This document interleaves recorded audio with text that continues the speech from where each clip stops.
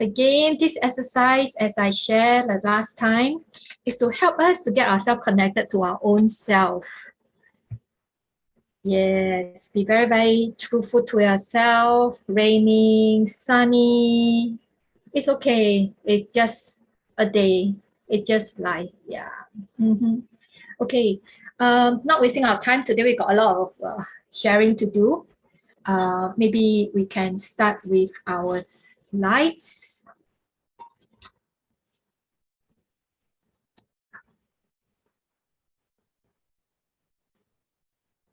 Yes, waiting for a New Year holiday. I like that.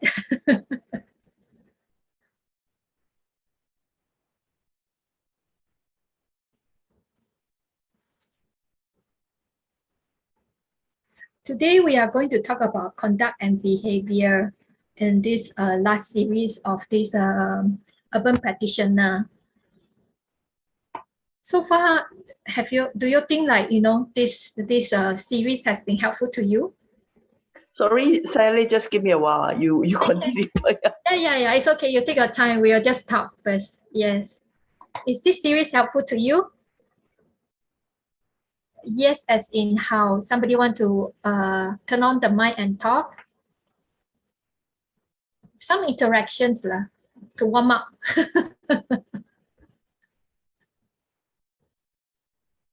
Share one takeaway. Okay, become more aware of our mind. Very good.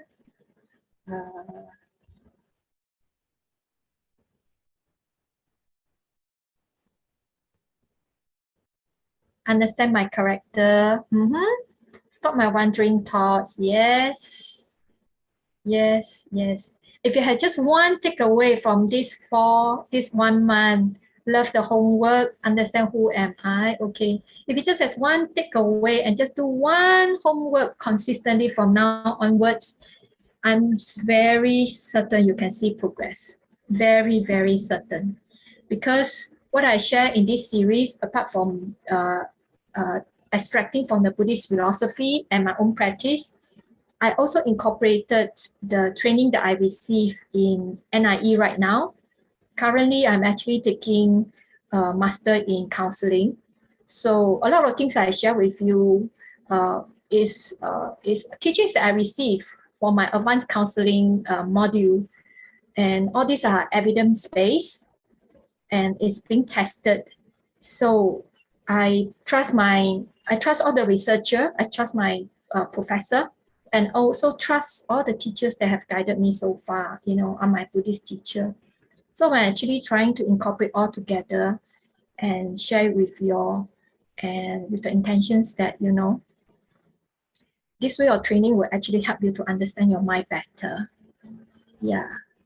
Okay, Sayalay, I'm ready. Yeah. Okay. Yeah.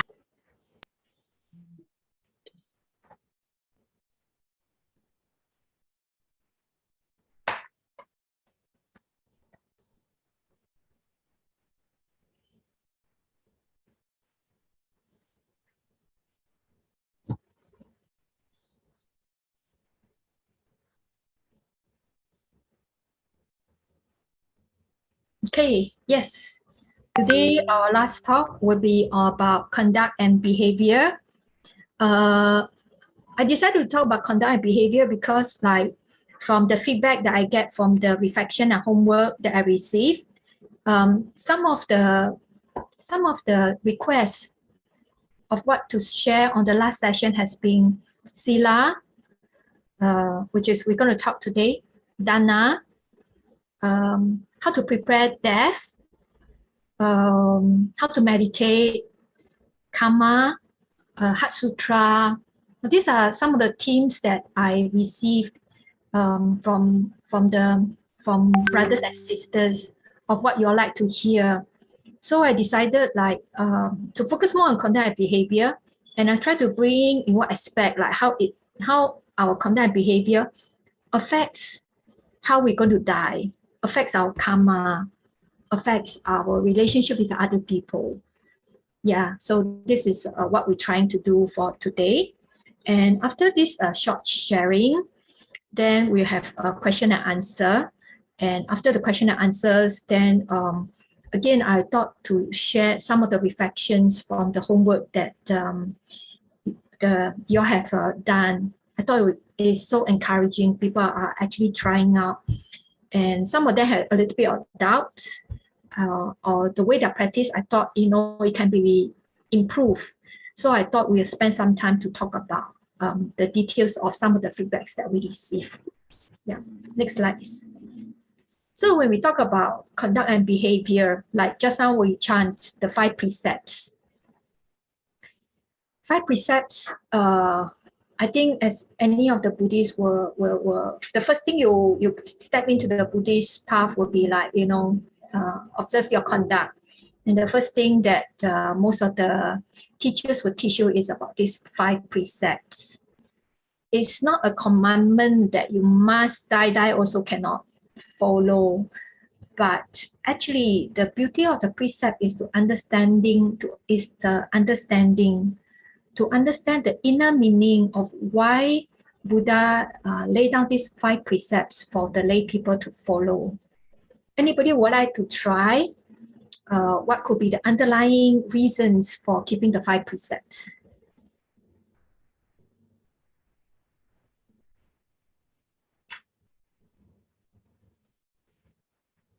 Sayalay, maybe I can try.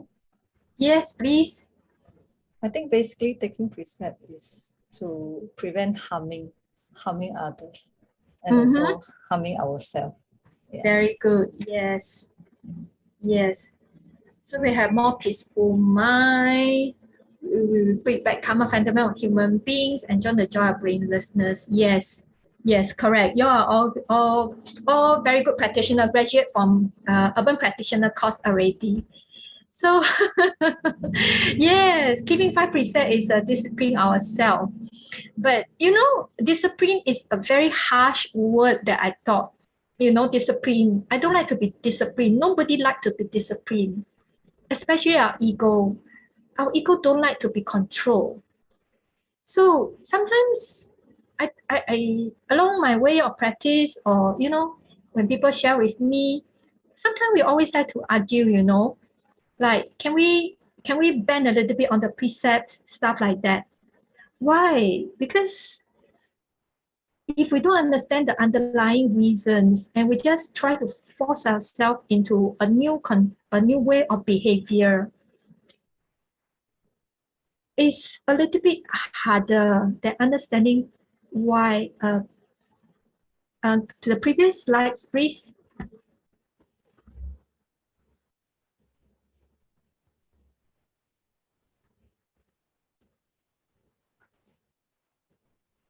It's okay. The previous slide. Okay, I continue talking while Louis is doing out the slides. So as you all have said, the keeping of the precept is actually to reduce our greed, hatred, and delusion. Like let's say the first precept, refrain from taking life. Why we want to take people? When we take life, let's say you see a cockroach and you just want to step on it and make it go away. What is the underlying defilements that Buddha is trying to help us to purify?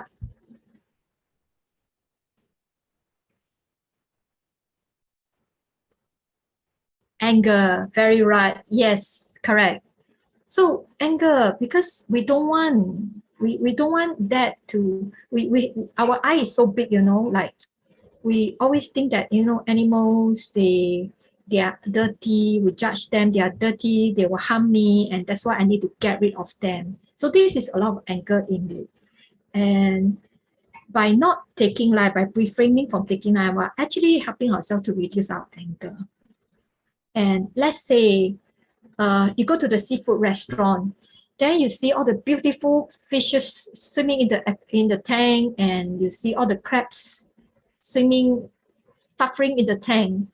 And I remember last time when I was working in the bank, we have a lot of entertainment, and my Japanese boss loved to eat fresh seafood. So like, going to the seafood restaurant, the high class one, all the fishes are swimming and all the crabs and prawns are swimming. And we just need to order, how many kg and this one and that one. And before you know, it's on the table. Now thinking back, right? All this actually, there's a lot of desire, a lot of attachment and desire in us, attachment in our taste, attachment in freshness, like we want to taste freshness. So again, taking life, it can be anger, it can be a reduction of anger, and also a reduction of attachment towards our taste bud, our sensual pleasure in short. So this is like, why we need to refrain from taking life. And stealing, I'm sure this one everybody know, if you don't want your stuff to be lost, or if you have lost something that is important to you, how do you feel? How do you feel? And if you don't want that feelings to happen to you, then don't do it to others. Don't do it to others. Recently, I have an allotment garden. Sorry, I use a lot of personal example. Recently, I have an allotment garden from M Park. So I've been happily planting and the plants are growing so well. And before I know, somebody just chopped off my pandan leaf, my precious pandan leaf. I've been growing for 6 months. They just chopped off. I feel so painful, and it also aroused a lot of unwholesome thoughts in me, Though we try to give it to them, but if you ask me permission, I'll give you. But you just take it, and my immediate thoughts was anger. So if you steal other people's thing, you are actually helping others to, not just yourself, you're also helping others to create bad karma. Because they will get angry too. So double karma, double bad karma by stealing. Sexual misconduct, I think no need to say, y'all know already, very obvious, and it can really bring a person down, not just in terms of practice, and it also in terms of your fame and reputations. And refrain from wrong speech. Lying and all this, I think everybody know, no need to say. I think I'd like to go a little bit deeper. Relationships. Your relationships. Last week, somebody asked me to talk about forgiveness also. How people hurt us. Actions and speech. And most of the time, speech. So when we talk about wrong speech, it's not just about lying and gossiping. It's also about, am I speaking appropriately? Am I speaking gently to the people that is important to me? Because most of the time we can be nice to other outsiders, but when we reach home, when we are so comfortable with our close one, we show our true colors. And sometimes, we bring our work and we bring our emotions back to home.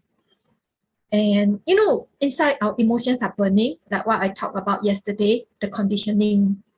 Inside are burning. And if we are unmindful, if we don't check, chances are we will utter words that is not very present.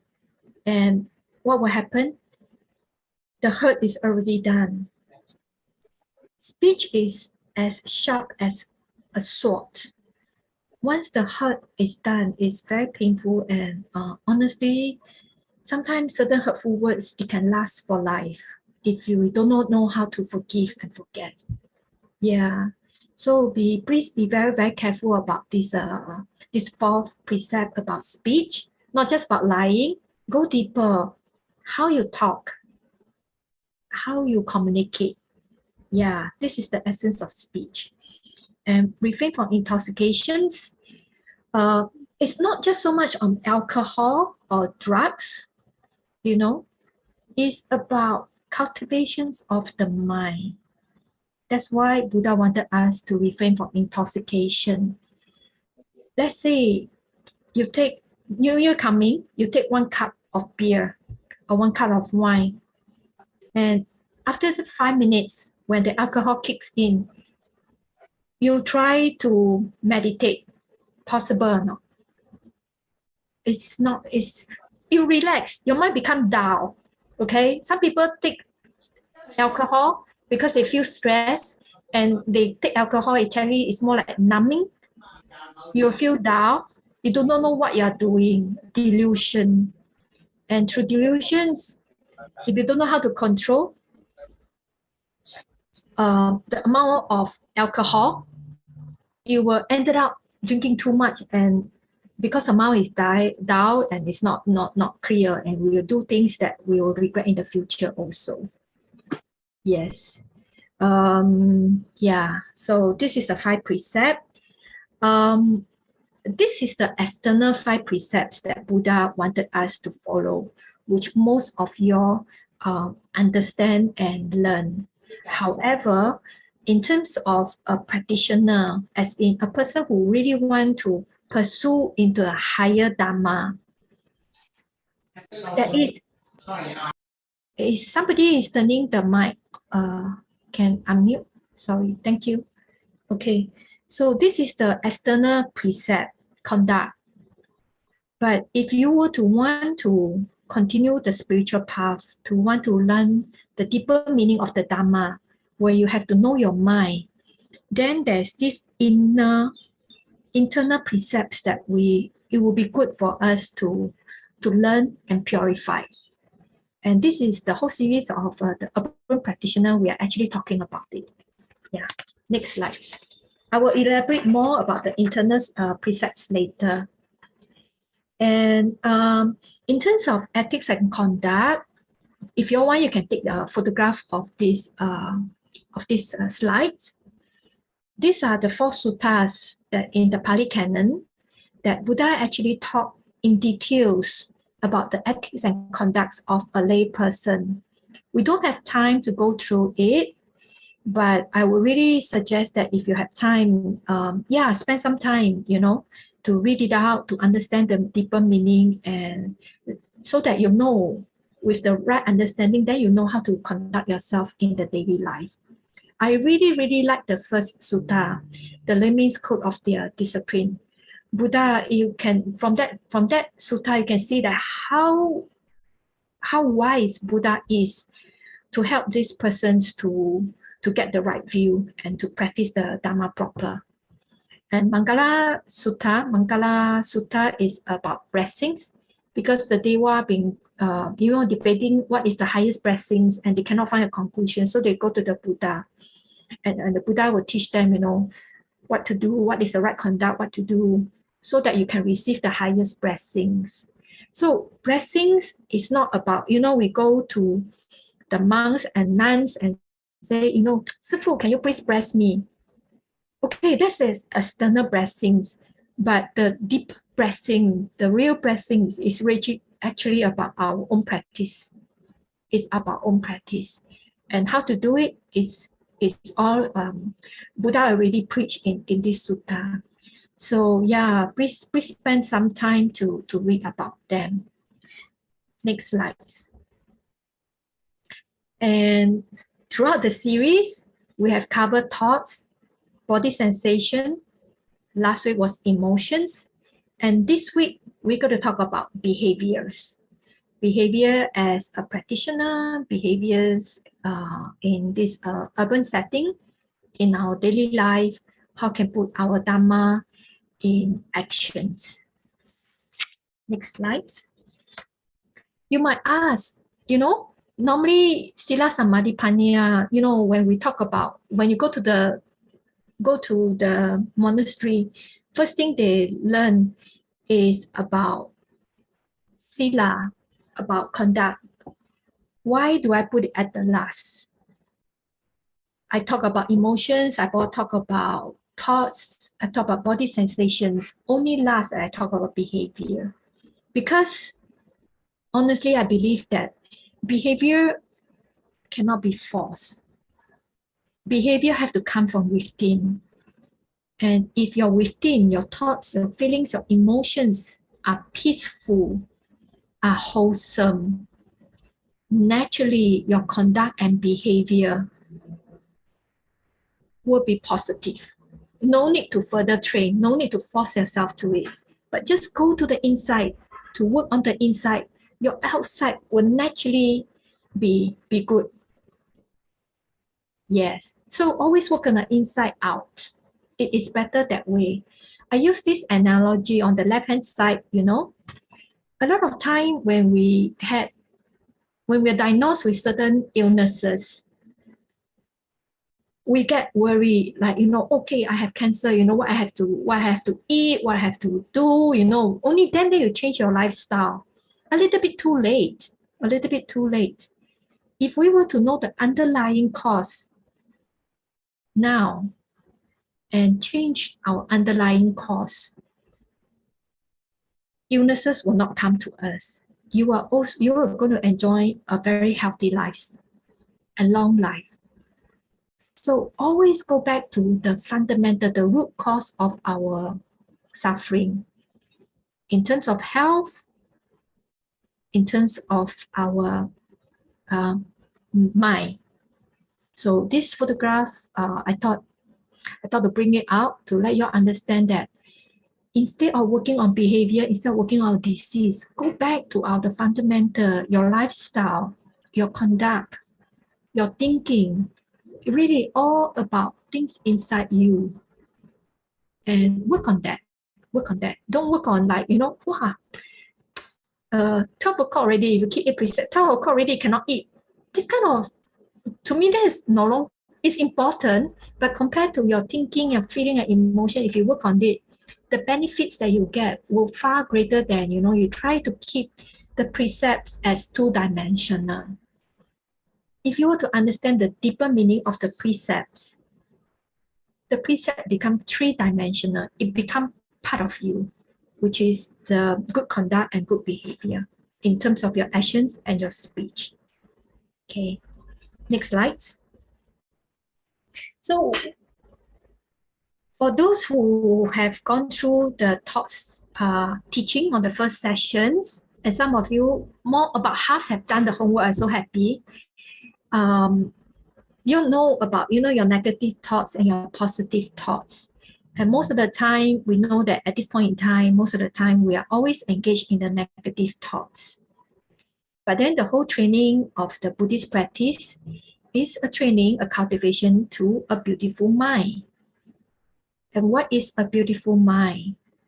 A beautiful mind is a mind with conduct, which is sila, samadhi, which is calm abiding, and panya, which is wisdom. If we have all these three, our mind will be beautiful. Our mind will be beautiful. Okay, next slide. And in terms of sila, as I said just now, ethical conduct is the external sila. And the internal sila is the pure mind. And what is a pure mind? A pure mind, not yet. Sorry, not yet. Okay, what is a pure mind? A pure mind is a mind that at least have more positive thoughts than negative thoughts. And in the higher Dharma training, like let's say you enter into Samadhi, there's no thoughts at all. It's just you and the meditation objects. So thoughts are actually a cause of our suffering. The best view is actually there's top free awareness. Awareness is everybody's talking about awareness. Awareness is a state of mind where there is no thinking, no additional thinking. It's just aware, present moment, really, really about present moment.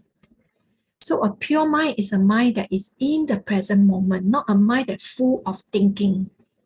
Positive thinking, negative thinkings are all thinking. Okay, first step is from negative to positive. Then positive will change in our samadhi and panya, so that naturally our thinking will reduce. so that most of the time we can live in the present moment. Present moment teaching is another big topic that is taught in the Buddhist teaching. Not this time, but in the future, I really hope you all please go and learn mindfulness, because last week I shared mindfulness and the four Sayalay states is the two main training that you need to practice if you really want to improve in as a real practitioner, a Buddhist practitioner.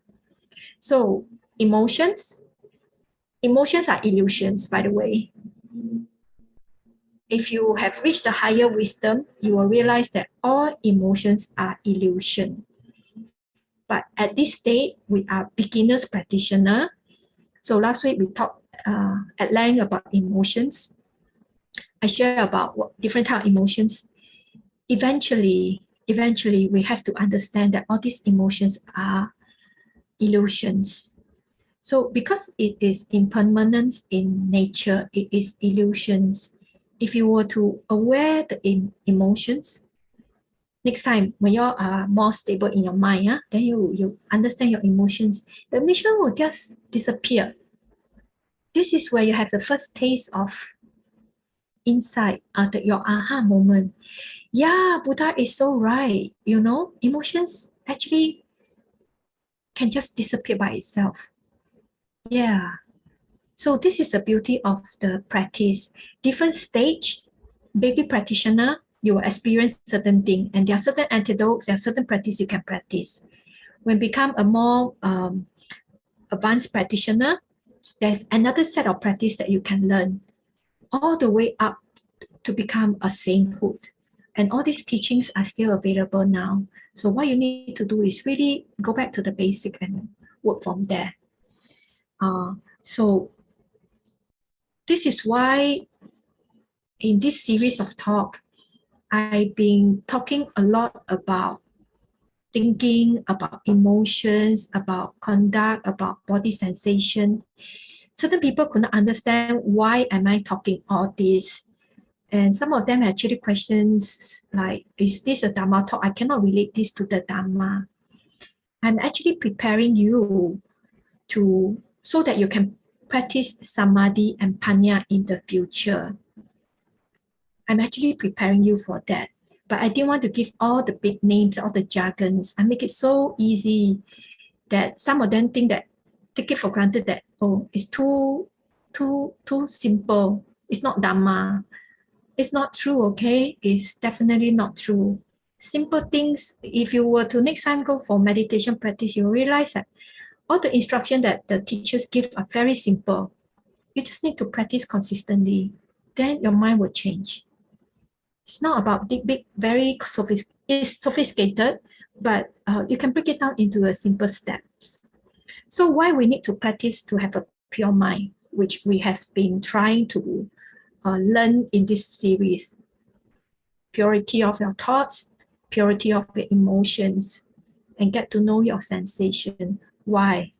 I'm preparing you. This is the warming up exercise so that you can do your meditation proper in the future, which is the cultivations of calm abiding, samadhi, or concentration. Certain people prefer to use that word.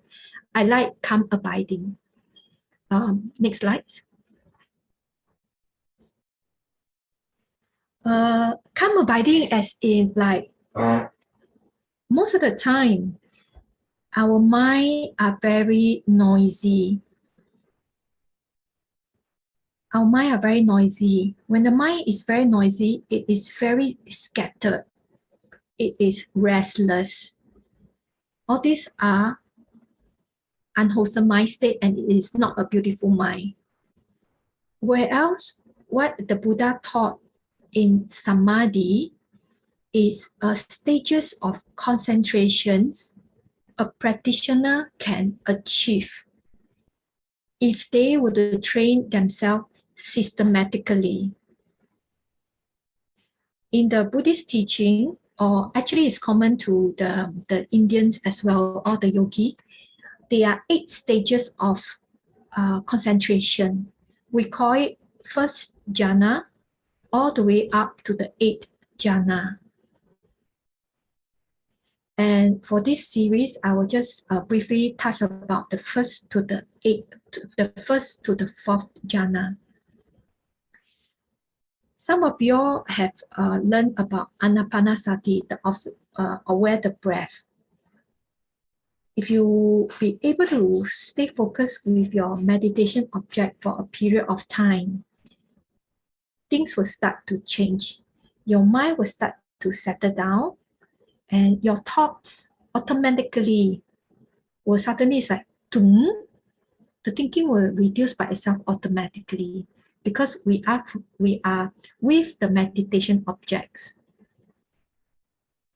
And to elaborate a little bit more, at any one point in time, we can have only one thought. Cannot have two thoughts. Always one thought. So if that moment, your thought is with your meditation object, be it observing your thinking. For my meditation practice, for concentration is about, I talk about anapanasati here a little bit. Let's say you're observing your breathing, and if you were to consistently be with your natural breath, apart from your thinking will reduce by itself, and your body will become lighter. Gradually, when your concentrations improve, when you can enter the first jhana, which is a very high concentrated mind. This will be the qualities that you can enjoy, the wholesome mind state.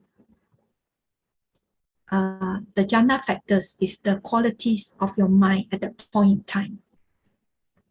It includes upright thoughts, meaning naturally your mind will be with the objects, able to identify the object. Let's say we took breathing as an example.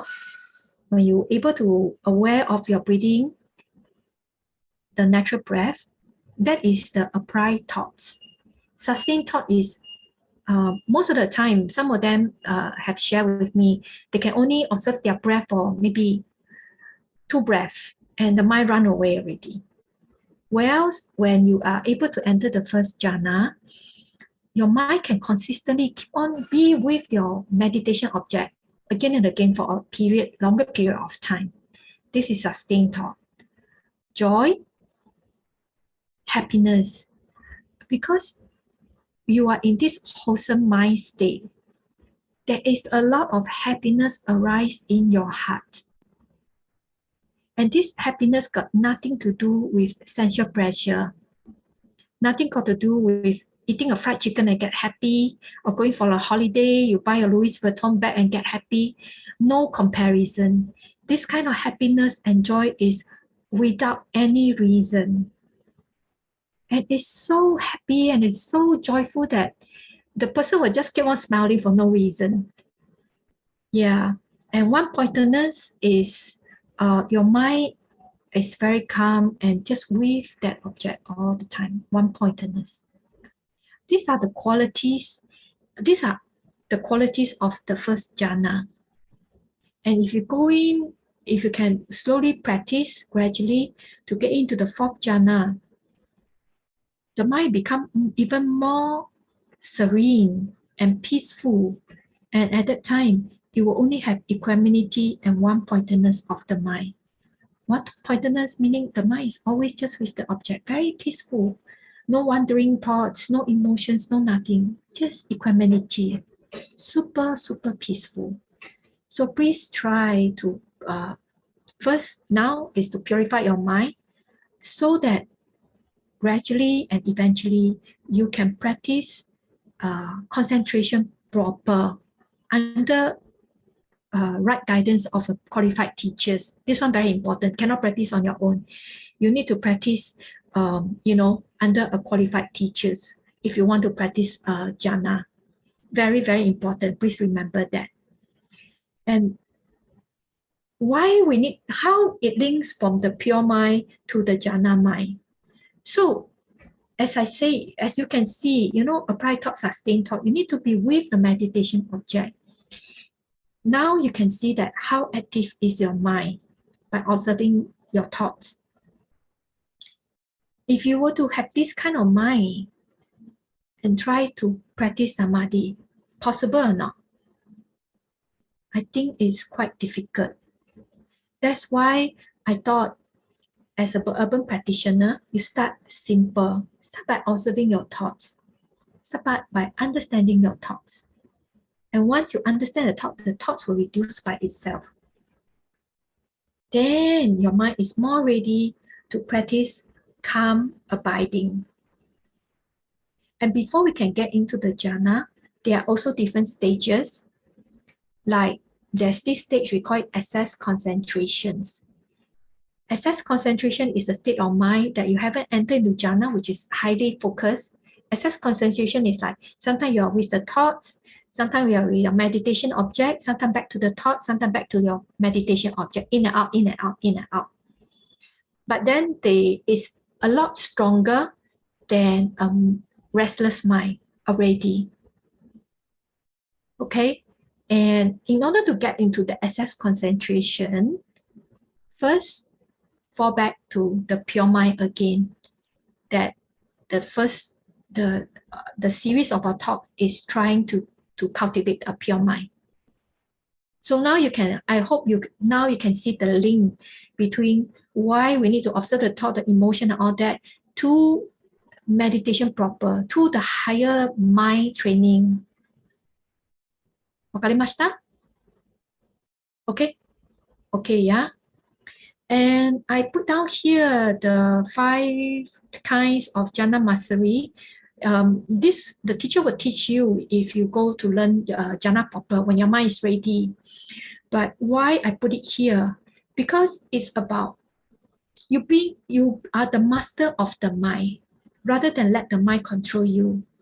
Some of them, when they practice jhana, because the mind is so peaceful and blissful, they become attached to that wholesome mind state and don't want to get out.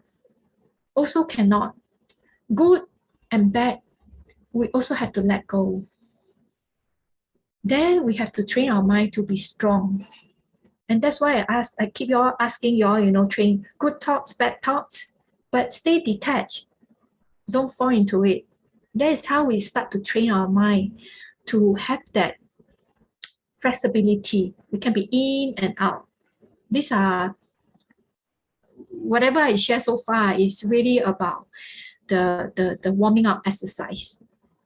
So that, in the future, when you do the mastery and all that, it becomes a lot easier for you. You don't have only then that you try to train. You take a longer time, Retreats are very short and are very precious. So don't waste time then. So we can start training now. And with that calm abiding, samadhi concentrations is like a sword. When our mind is not pure, this sword or this knife is very blunt. We cannot cut. We cannot cut our delusions. With samadhi, it's like we have sharpened our knife. Through concentration, we sharpen our knife.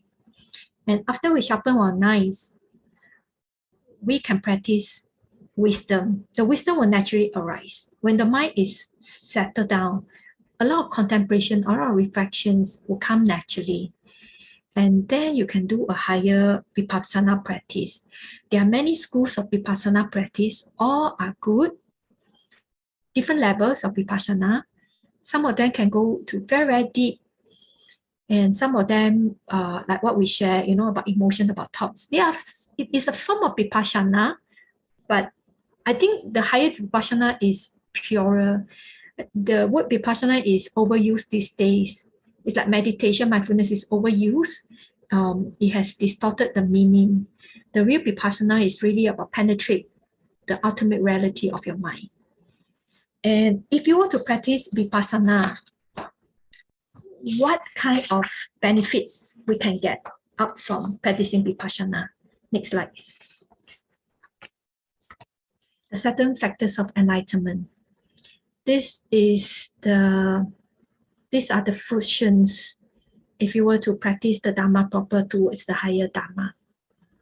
Your mindfulness will be strong. Investigation is you analyze, you investigate your mind, you investigate whatever meditation objects that you are engaged in. Instead of us, let's say in the layman term, somebody make you angry. Our natural response, if our mind is not trained, what will happen? Emotions. What manifests is emotions. But if we have wisdom, we start to cultivate our mind, we have wisdom, we will investigate the reason. We will investigate why this person is talking in such a way. What is his background? Remember last week we talked about the family origin and I'm okay, you're okay. We start to investigate. That's where we have understanding rather than anger, emotions, and judgmental. These are investigation in the layman term. In the higher Dharma, investigation is about investigation of the Dharma objects. Energy, the strength and the vitality. A restless mind, the mind have no strength. Once your mind is sharpened and practiced, the mind have a lot of strength and vitality. 很有力的, very strong mind. You can control your mind, it's very, very strong. Yeah, mind power, very, very strong. Rapture, feelings of intense pleasure and joy, is actually more than, it's something like the jhana, but I think if you were to go into the higher state of the mind, it's even more sublime than the jhana, joy and rapture. And if you have practiced to that state, these are constant. It's always in your heart. No need to go and look for happiness outside. Always in you, 24 hours a day. Good or not? Good, right? Practice, must practice, right? Yeah, rapture, tranquility, calmness, concentration, which what I shared earlier on, which is the samadhi, the calm abiding, and equanimity. Equanimity is one of the very, very important for Sayalay state. Equanimity is very, very important. 平常心. So we start small in our daily life. We just have this a little bit of detach, and don't see things like too extreme. Have that 平常心. Yeah, it's a very, very wholesome mind state. Yes. So don't just listen to me. Buddha always say, try it out, practice, and experience it for yourself. This is being said in this sutta called Kalama Sutta, Kalama. Buddha always say, don't believe based on blind faith. Always investigate and inquire. Try. You practice, you experience it, then, oh yeah, true, what he say, 真的是可以做到的. Then you practice, then you have more faith, then you practice.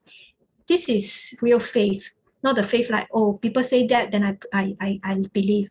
That kind of faith, not strong. If adverse circumstances happen in your life, the faith will just disappear. But if you have this practitioner faith, it will last you for a lifetime. Okay, next slide. So how to practice? How much time we have? Okay, 9. The 10 perfections. In the Theravada tradition, we have these 10 perfections. In the Mahayana traditions, they have simplified it into the 6 parami. But in the Mahayana Theravada tradition is 10. And it can subdivide it into 30. But today, I'll just touch and go. We don't have time to go into details. How this 10 perfection comes about is long time ago. It's really long time ago. This Buddha is actually Buddha Dipankara. It was one of the past Buddha before Buddha Gautama. He's one of the past Buddha. He gained enlightenment and he was going for alms round. So he's going to alms round in this village. And this hermit, his name is Sumedha. He has the parami to practice to become an arahant if you want to during that lifetime. He can fly around, he have all the psychic power. He always hide in the mountain caves to practice. But one day he was happily flying around and saw the villagers pass by these villages, and the villagers are very busy preparing and very happy, clearing out the whole villages. So he got curious, why everybody is so busy? So he descend from the sky, come down. He asked the villagers, what are you doing? Why are you making yourself so busy? Oh, Buddha is coming to the village to Pinapat tomorrow. We're going to beautify the whole place and we're going to cook delicious food to offer to the Sangha. When he heard the word Buddha, he had so happy. He became so happy, and he said, is there anything I can do to participate in these activities? So because the villagers know that Sumedha has psychic power, so he gave him a task that is impossible to accomplish for normal people. There was a stretch of road that is very, very uneven, and the villagers hoped that Sumedha could help to even it out, so that when the Sangha member walk past, the road is smooth. If he were to use his psychic power, he can complete it in 5 minutes. He can do it. But he doesn't want to do that because he want to show his sincerity in serving the Buddha. So you know what he do? He actually use his hand, try to even the path, which will take a long time, of course. So when the Buddha came, he hasn't completed his task.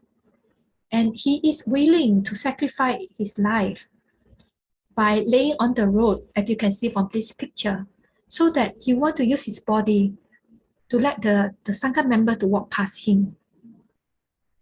That is the kind of generosity he's willing to give, willing to sacrifice his life.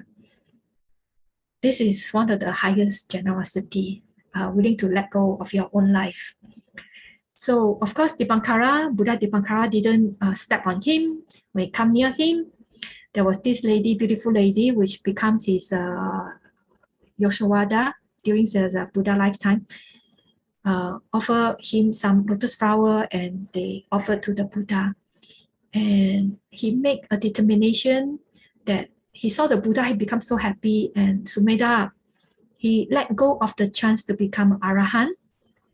He said, I want to be like you, to benefit more people. I want to be Buddha. He can be Arahant then, free from all suffering, but he doesn't want that. Because he wants to benefit more people, benefit all sentient beings. So he made the aspirations in front of Buddha Dipankara, which is one of the requirements if you want to be a Buddha. You need to make the aspirations in front of a living Buddha. Then the living Buddha Dipankara, he has to use his psychic eyes to check. Then he will prophesy. Sumedha, after such and such period of time, you will become fully enlightened. Your name will be so. You'll have your disciple, top female disciple, one best in wisdom, one best in psychic, a pair for male, a pair for female. Who is your biggest donor? Stuff like that. Buddha will prophesy. And after he's being prophesied, he then start his bodhisattva path. After he started his bodhisattva path, Buddha Dipankara didn't teach him anything. He will have to hide. He went into a hut. He went into the hut. Then he will just sit down and contemplate. So from now on, how should I practice so that I become a Buddha? And this is the 10 paramis that he has contemplated. These are the 10 essential points a person should practice. If a person wants to cultivate to go to a higher mind state, a Buddha mind is super powerful, you know. Our mind is ordinary mind. Buddha mind is beyond our imagination. In order to go to that, these are the 10 qualities that we need to practice. So please remember this. Today we talk about sila, renunciations. Actually, if we were to let go our negative thinking, to let go of our habit patterns, to let go of I'm not okay, you are not okay, this in a way is an urban practitioner's renunciation. You are actually slowly to accumulate renunciation parami in your own little way. If you see you have this habit that is not conducive for higher mind training and you're willing to let go, at that moment in time, you are accumulating your parami in terms of renunciations. Every small little steps count. Every drop of water will eventually form an ocean. So every single action, speech, and thoughts in your daily life is so important. Make full use of what you have. Don't give up any minute, any moment, you know, for your practice. Wisdom, we didn't cover much about. Wisdom is actually wisdom. If you see your mind, that is also a form of wisdom. You are waking up. Last time your mind, you don't even know what you're thinking. That's delusion. Now you start to see your mind. Oh, my negative thought, my positive thought, my emotion. This is actually a simple form of wisdom. Baby wisdom, slowly building up. Yeah? Energy, patience. Okay, in order to practice, we need a lot of patience. It is really not easy to change ourselves. You need to have a lot of patience for ourselves. Truthfulness, be very genuine to yourself. For baby practitioner, it's about being very truthful to yourself. Don't cover up anymore. Don't suppress our thoughts. Don't suppress our emotion anymore. Be truthful to yourself. Be genuine to yourself. Face our own ugliness inside us. Don't run away. You know, going for holidays. Not happy. I go for holiday. Come back. Then okay. But the underlying is still not purified yet. So be truthful to yourself. I will try my best to go through it. Determinations, change habit. We need a lot of determination. Loving kindness, we share last sessions, and equanimity, we also share last sessions. So next slides.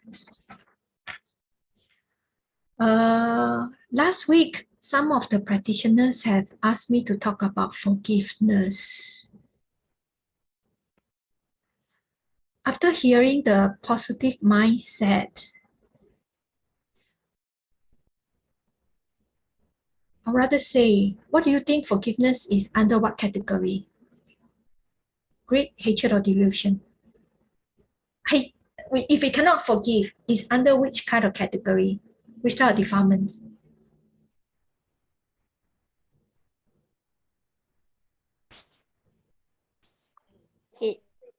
Hatred.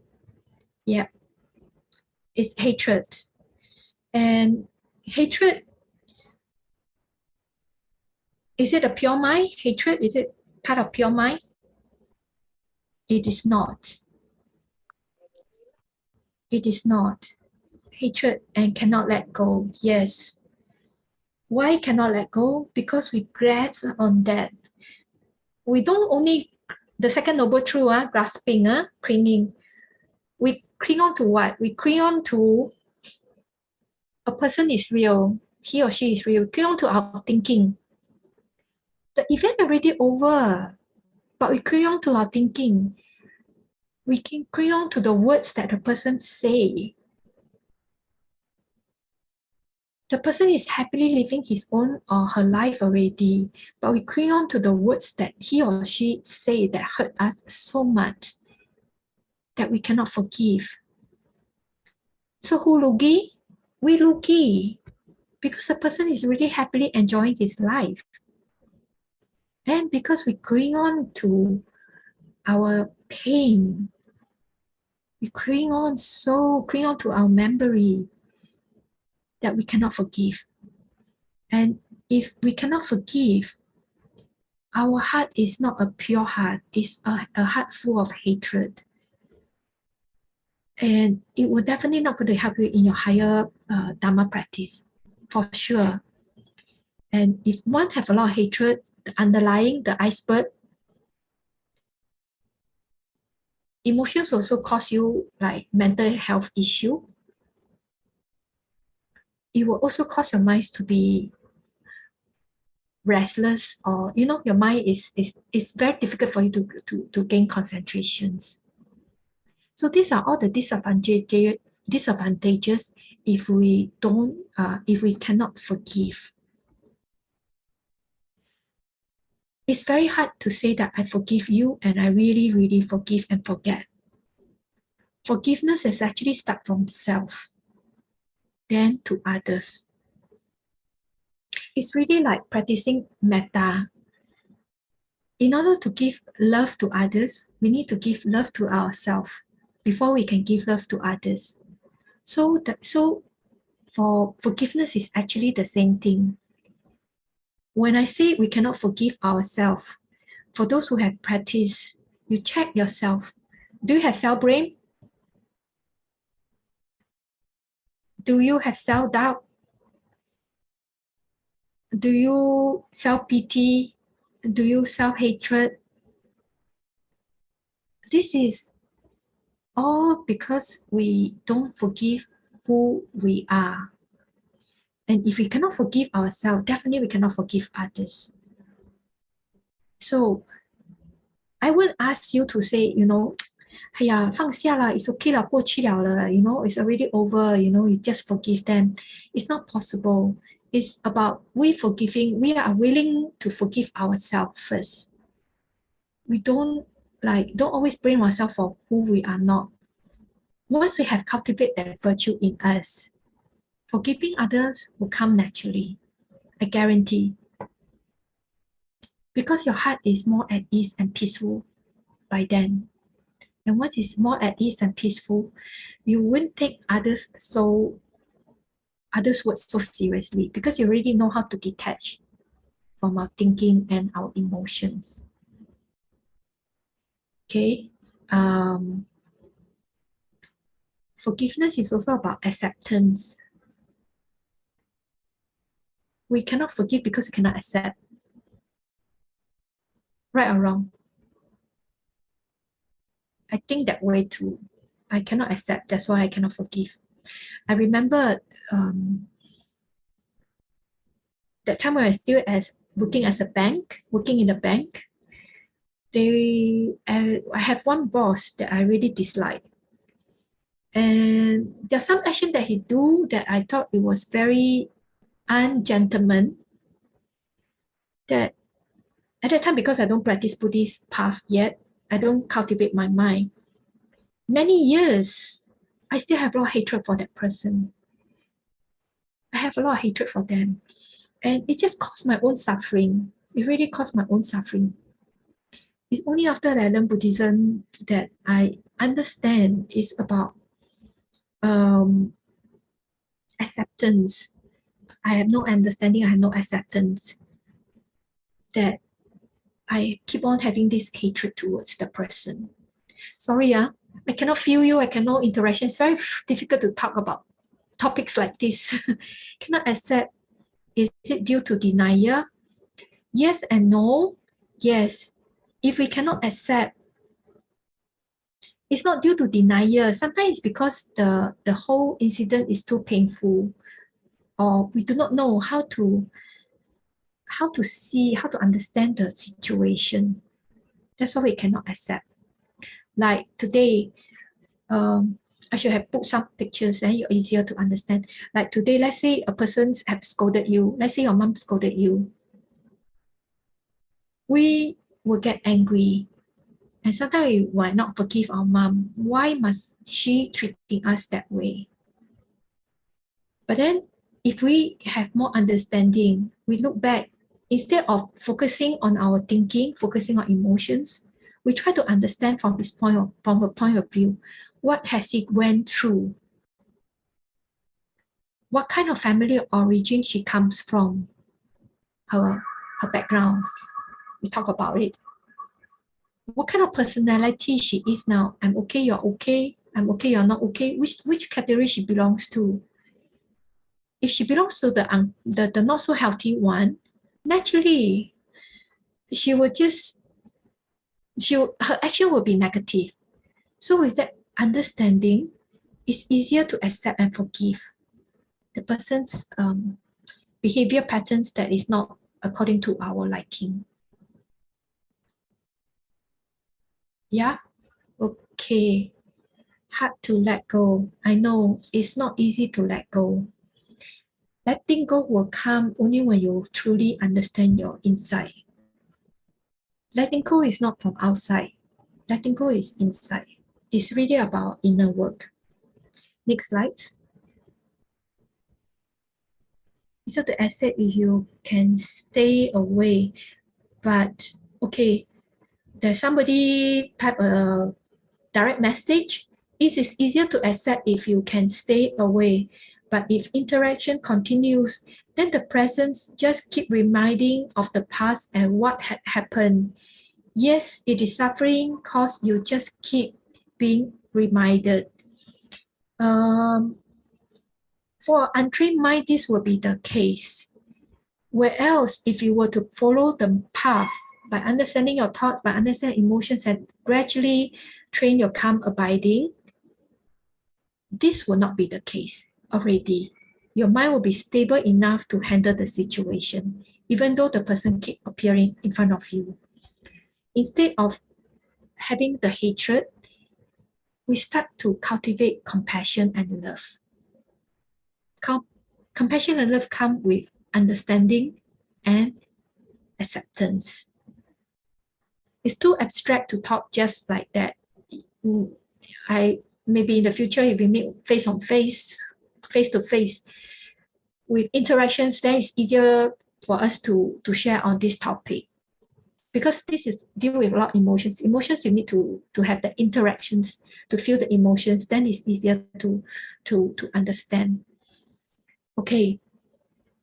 In terms of conduct and behavior, I thought another very important virtues that you may consider to practice is non-judgmental. Do we judge?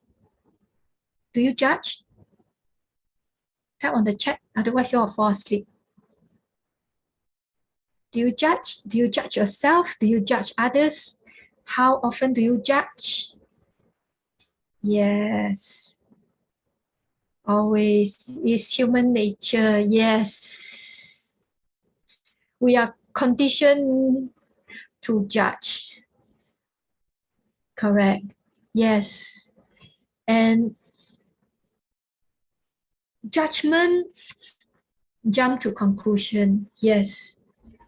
But if you really want to have a calm, abiding mind, a pure mind, so that you can practice calm abiding, judgment will make your mind very, very busy. Why? When you see me, you will know Sujata. This is no judgment. When you see me, then you start to judge me.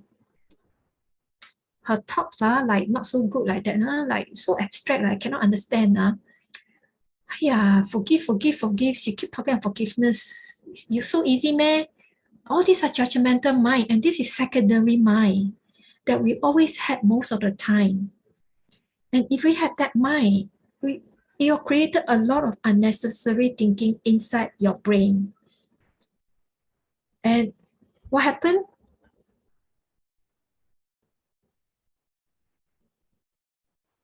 Your durations between thoughts and thoughts are always the gap are so narrow.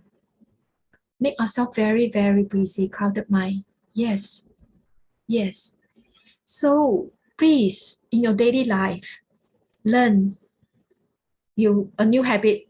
Tomorrow is 31st, 1st of January onwards. Practice. Reduce your judgmental mind. In fact, apart from Buddhist teaching, in fact, to train ourselves as a counselor, there are three qualities that we definitely need to cultivate. The first one, to be a counselor, the first thing is non-judgmental.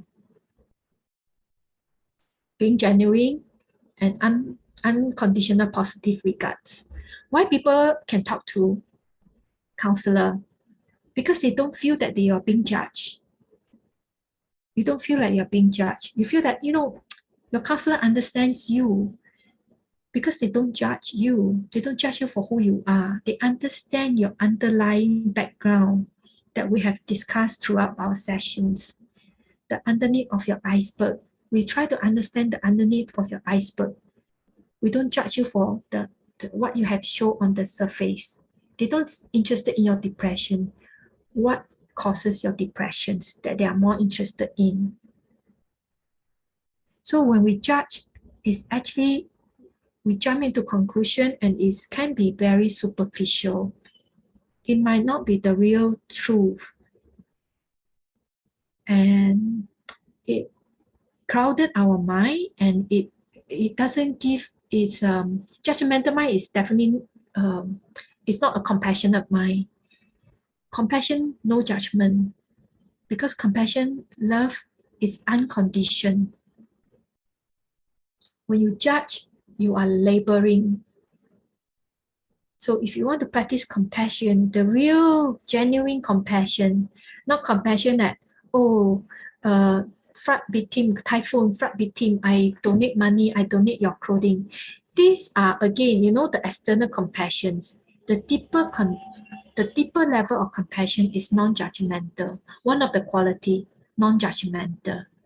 So yes, this is the gift to yourself and to others for 2022. Try to reduce your judgmental mind. You will see that your mind gradually will have a lot of space. Okay. And yeah, that's it for judgmental. Next slides.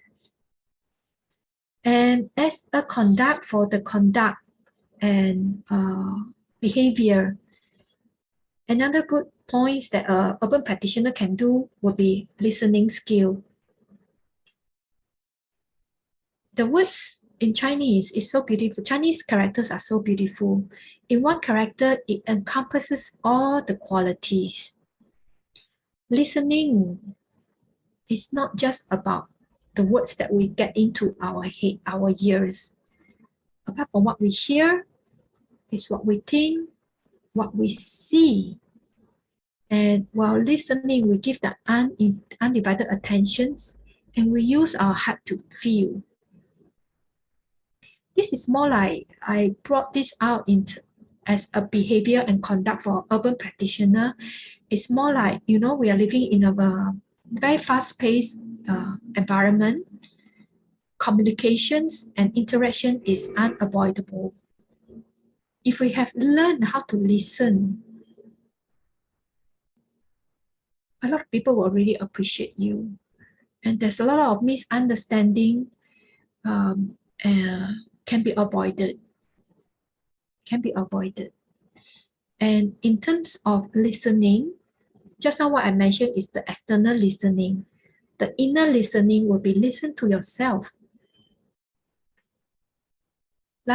Earlier on, I talked about Kamala Sutta, where you investigate. Another important quality as a practitioner, listen to your heart, listen to your intuitions. Not because people say this, you must follow. Listen to your heart. I have a discussion with one of the practitioners recently. There are many methods of practice in the Buddhist traditions. And the practitioners somehow is very attached to methods that it's a very, very good method, I don't deny. But she became a little bit too attached to the method that she forgot to listen to herself. Like she do not know where she is now. And because she kept on attaching to the methods and not allowing herself to listen to herself. And to me, I thought it has caused her own hindrances in her practice. So apart from method, please listen to yourself.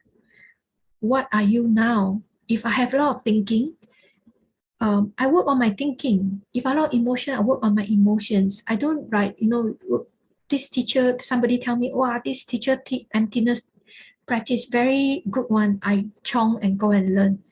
You will never achieve anything. You will never achieve anything. So please listen to yourself and know where you are and practice your baby step, one step at a time. How to be less judgmental. Again, is about able to catch your thoughts. Now we already start to know what is judgmental, right?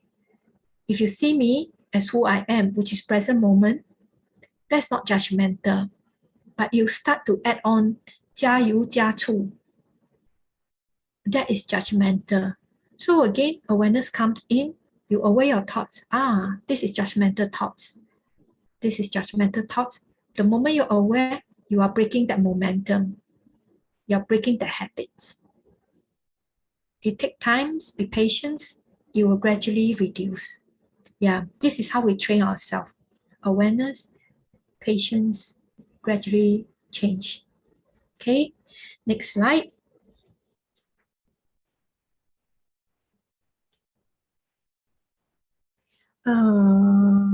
To come to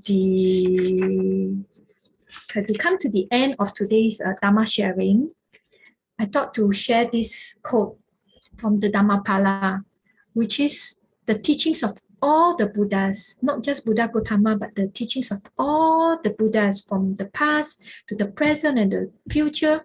They will say the same thing: to avoid all evils, to cultivate good, and to cleanse your mind. This is the teachings of all the Buddhas. So keep that in mind. Put in the right effort, which is if you see that you have these unwholesome thoughts of arising, don't suppress. Try to understand them. Try to understand them. Yeah, this is how you can cleanse your mind. Next slide.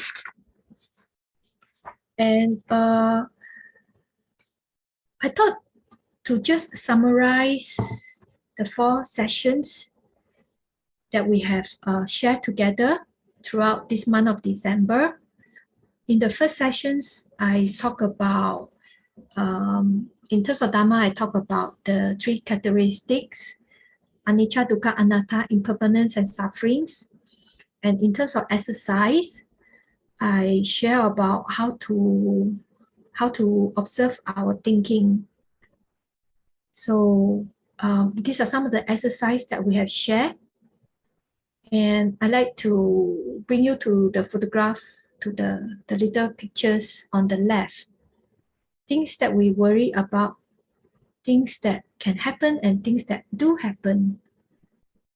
Most of the time, what we need is actually things that do happen and things that can happen. We just need to function, just need to think that much. But most of the time, we have so much worry, carry a big burden in our head.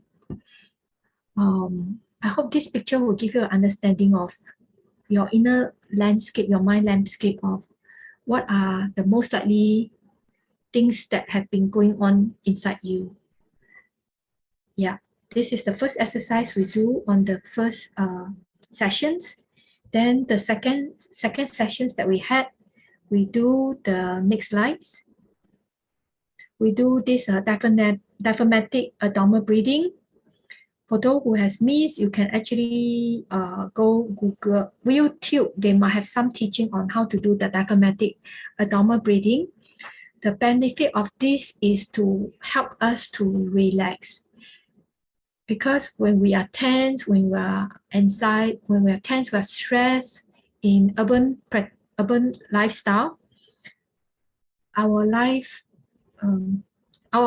activities are very hectic. So our breathing becomes shadow. Our breathing becomes shadow. To help us to relax and get back to that natural state of breathing, diaphragmatic abdominal breathing exercise is one of the very good practice that you can try to bring back to the natural rhythm, to ground yourself down. And in fact, in my own personal practice, is like currently I'm studying, and after leaving school for so long and getting back to school is not not easy to study, to be very honest. Some of the assignments are very challenging, and stress do arises because a lot of topics is totally new to me. So to help me to calm myself down so that I can stay focused and stay focused and do my assignment, I actually do abdominal breathing quite a bit. So it's like when I do my computer, I typing, and at the same time, I actually engage in abdominal breathing. This is how I can calm myself down, and it helps me to stay focused. My mind is not so occupied by all emotions, so that I can think better and write better. Okay, there's a topic here. There's a question here. I have a colleague who has terrible childhood trauma. We understand and try our very best to accept her bad attitude towards us. She will suddenly get angry, so when we see her sudden change of mood, we run. Is this considered judgmental? What shall we do? This is not judgmental. I think you are just learning a survival skill. Like you know that her emotions start to surface, and you don't know how to counsel her. You don't know how to handle her, and you decided to avoid her. This is one of a coping mechanism. It's okay. It's not judgmental, but you know that if this person have terrible childhood trauma, it's good for her to advise her to go for a proper counseling, to address her trauma issue by a trained trauma therapist. Yeah, because if those trauma emotions didn't unlock, it all trapped inside, the person actually have a lot of suffering. Yeah. Next slide. Then last week we talked about making friends with our own emotions and feelings. Again, check whether you are always on the positive feelings or the negative feelings. And if you are in the negative feelings most of the time, again, it's about time to do some changes in 2022. And next slide. Then today we talk about conduct and behavior. These are some of the conduct and behavior, the positive and the negative, that you might, just have an idea what are the mind state that you are in most of the time, what kind of conduct you are exhibiting out to the world most of the time. Yes. And with that, I thought to conclude our sharing on this urban practitioner. Next slide. And okay, not yet. Okay. So all the exercise that we have shared so far, the thoughts, the belly breathing, the understanding your thoughts and emotions, your conduct and behavior, how does it fit into our Noble Eightfold Path? Otherwise, you all might think that, the sharing so far, all the thoughts, understanding thoughts and emotions, nothing got to do with the Dharma. Not true, okay? Not true, okay? It can fit into this Noble Eightfold Path. First, the right understanding. If you don't know, ignorance is the cause of all sufferings. If you don't even know yourself, it's very hard for you to have you can have the intellectual Dharma understanding, but if you don't understand yourself, cannot practice, because eventually, ultimately, the temple is in your heart. What you need to train, what you need to purify is your heart, not the intellectual Dharma. It's not about being a scholar to learn all your Dharma, Tripitaka. It's not about that. It's really about your own heart, understanding your own heart and change your own heart. That is the real practice. So it's right understanding, right thinking. You know what is right and wrong already. So the right thinking. Then the conduct, which is we talk about today. The right speech, actions, livelihood. Livelihood would be like, try not to engage in those livelihood that harm other people. and division of mental discipline, effort, mindfulness, and concentration. I emphasize a lot of concentration today. I also emphasize a lot about mindfulness, and we have to really put in effort to change our mind from an impure mind to a pure mind. And the whole training is about don't run away from who you are, because without mud, there is no lotus. Who you are, your base is the mud. By understanding it, the wisdom will arise naturally within yourself, which is the lotus flower, which is the Dharma. Okay, next slide. And with that in mind, I hope before we start our sessions, maybe your heart is locked in a cage.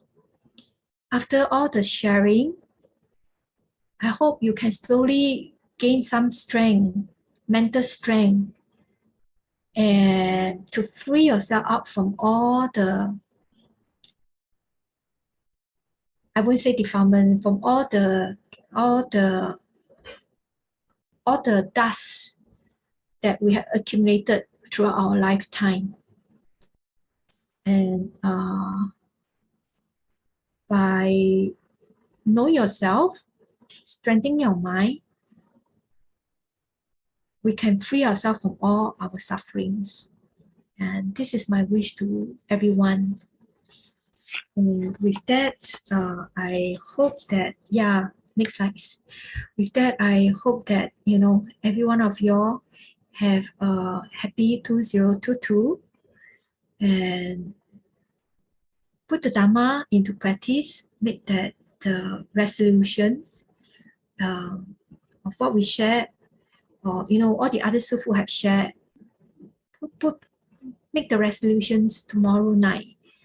Like, I will do something about myself, because our life is about choice.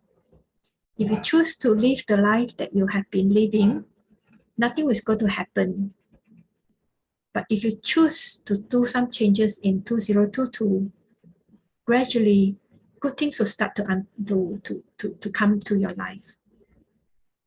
And I wish you all wealth, happiness, and will gradually improve your mental states towards the higher concentrations, so that eventually you can penetrate the Dharma as it really is, and become a saint, become at least a straight entry in this lifetime. Thank you very, very much. Yeah. Any questions? Sorry, today talk like very, very heavy like that. Year end still make you suffer. What are some examples of meditation objects beside the breath? Remember, I think we share on the second Dharma talk. There are 40 meditation objects in the Theravada traditions, like observing the 4 elements, the 10 kasina, the 4 Brahma Vihara, which we discussed last week, contemplation of death, contemplations of the corpse, the decomposition of the corpse. All these are meditation objects. Yeah. We're not going to talk so much on the meditation objects. Go to a proper meditation teacher and learn systematically if you are intend to engage in meditation practice. Any other questions? Sayalay, Marcel here. Yes, hi Marcel. Hi Sayalay. So does that mean we shouldn't, it's not good to meditate on our own without a teacher? Or? I would encourage, definitely. I would encourage. And finding a good meditation teacher is very important also. Yes. Yes. Okay. So what would happen, or what could go wrong if we meditate on our own? Okay. Sometimes when our mind is not settled yet, you try to meditate. If you put into excess effort, it can get into the wrong concentrations. And wrong concentrations will manifest as headache, tension. Your mind become very dull, like a zombie. Some of them start to see visions, and they think that vision is real. And they follow that, they become attached to that. All these are some of the side effects of not practicing the meditation properly. So please don't practice meditation yourself. I always believe that meditation, you need a teacher guidance. Yes. Yes. How to identify the teacher who is practicing properly according to the Buddha method? There are many good Dharma teachers, meditation teachers from different traditions. So it's good to check their teacher's background and follow the proper lineage. Then you try to feel if this method is suitable for you or not. Then from there you judge, should I continue on this path? But honestly, I would really suggest everyone to start from Theravada tradition, because the Theravada traditions, all the fundamental training are still intact, and the training are very solid. So it's good to start with the Theravada training in terms of meditation practice. Yeah. Where can we find that teacher?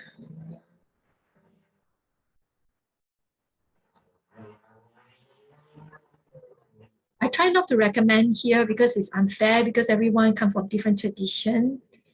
And also, I would really suggest, instead of getting the meditation teacher, train your pure mind first. What we have shared so far, your thoughts, your thinking, your emotions, breathing, train that. Because if your groundwork is solid, it's just like you want to go into exercise. If your muscles are so well established by doing all the warm-up, any teachers that you meet, they'll be happy to have you as a student, because it's very easy to train you. Your mind is ready. Whatever instruction they give you, you can follow quite fast. So like Anapanasati, if your mind is still very noisy all the time, Anapanasati, one whole retreat, 1 month later, still running, catching your thoughts. But if you were to train now on a daily basis to understand your thoughts and try to reduce it, when a teacher gives you Anapanasati instructions and in the retreat set out, soon you can settle down your mind and get into a higher state of mind. Then we can talk about training the jhana. So always go step at a time. Yeah, don't underestimate all this daily training that we have shared. Oh, wow. Is reframing, hang on, I try to see the question. Is reframing our mind or thoughts considered not facing the fact? I actually depends. Reframing our minds and thought will help us to change our negative thought to positive thoughts. But this one way you can use. Another way will be just to understand the thoughts. Just know that thoughts are thoughts. Good thoughts and bad thoughts are just thoughts. Yes, the awareness is more important. After this initial teacher guidance, we can then do it on our own. Yes, after the initial guidance, we can do it on our own. Okay, after initial teacher guidance, can we do it on our own? If you're asking in terms of meditation, I would say yes. Normally, we have to go home and do our own, or in the retreat, you go for your sitting. Then, after the period, please go for your interview, meaning discussion with your teacher, to feedback to them. What is your experience? Be very honest. Feedback to them your experience. Then the teacher will know where you are. Then they will guide you from there. So it's always an interactions, teacher and student relationship. it's only through that the teachers will get to understand you better also. Then from there, maybe the teacher can help you to modify some practice so that it's suitable for you. Yeah. If we do our best to be a stream entry, so do we have an affinity to be exposed to Buddhism in our next lifetime? Please make aspiration, apart from being a stream entry, every day make aspirations. Until I gain enlightenment, may I never be separate from the Dhamma. Always make the aspirations. Yeah. Important. As important as drinking and eating. When you are ready, the teacher will arrive. Exactly. Yeah. The teacher is everywhere. Yes. And yeah. If you have already trained and learned previously from the proper channel and now meditate for own cultivation, is it all right?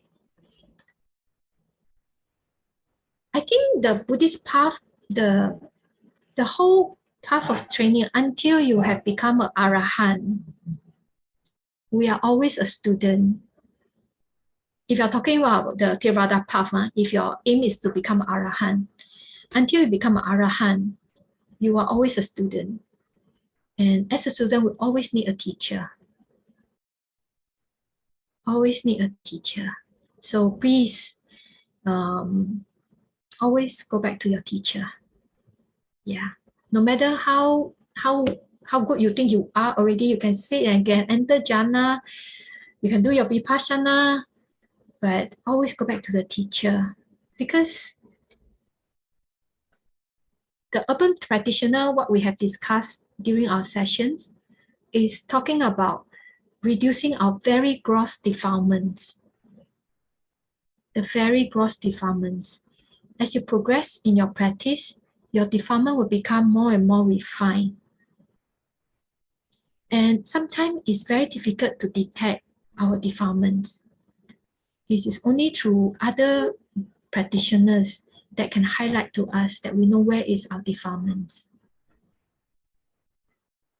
There's one arahant, one of his story.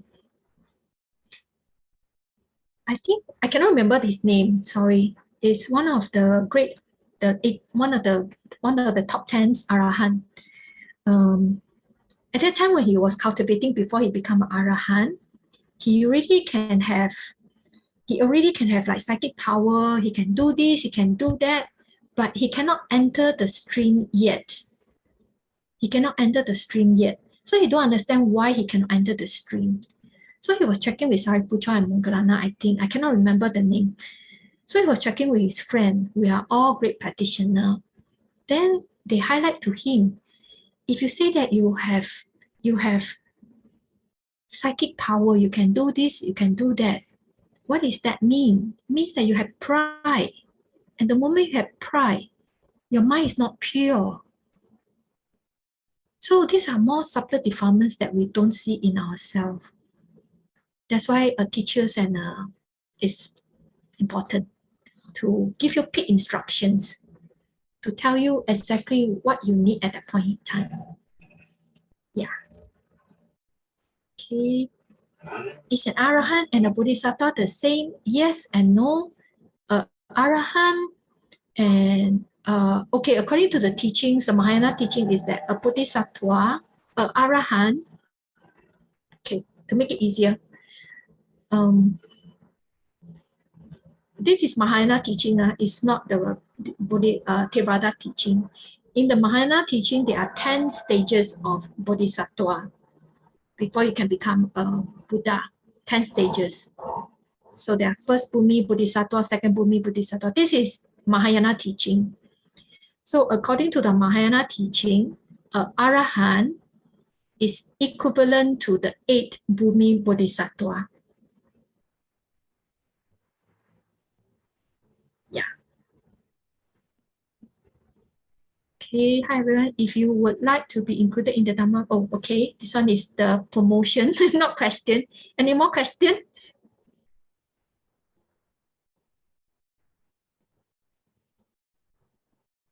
If no questions, will you allow me some time to briefly go through some of the reflections some of the students have shared? Some of them are really beautiful, and actually there are a lot of learning from the reflections. We might not have time to go through all, so I will just pick a few. Last week we talked about, were you able to observe your thoughts? So that one we went through already.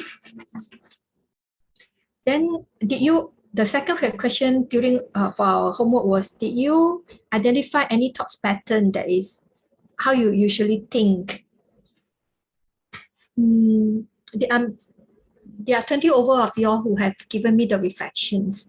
I just pick out one or two that I thought to share. This practitioner, he or she wrote, I feel I'm confused a lot of the time. Like, I don't know what I meant to be doing just in life in general. I am on holiday now, so there is, okay. I feel I'm confused a lot of time. Like, I don't know what I meant to be doing just in life in general. Also, I feel I keep craving for something to fill my thoughts, which end up with me scrolling through Instagram, YouTube, which isn't really good. I think this is quite a common problem among the urban practitioner. In the Dharma terms, we call it restless mind. Restless mind. The mind will just like, don't know what to do, no purpose, and just want to cling on to the object, to feed onto the ego. To cling on to the object, to feed onto the ego. So this is, we call it an untrained mind, a mind that is with some delusions. Yeah. Oh, yes. Sorry, before I go to this, I thought I want to answer the few questions that was given to me. How the talks, one of the two brothers asked me to share about how to prepare for dying. What do you think? How to prepare for dying?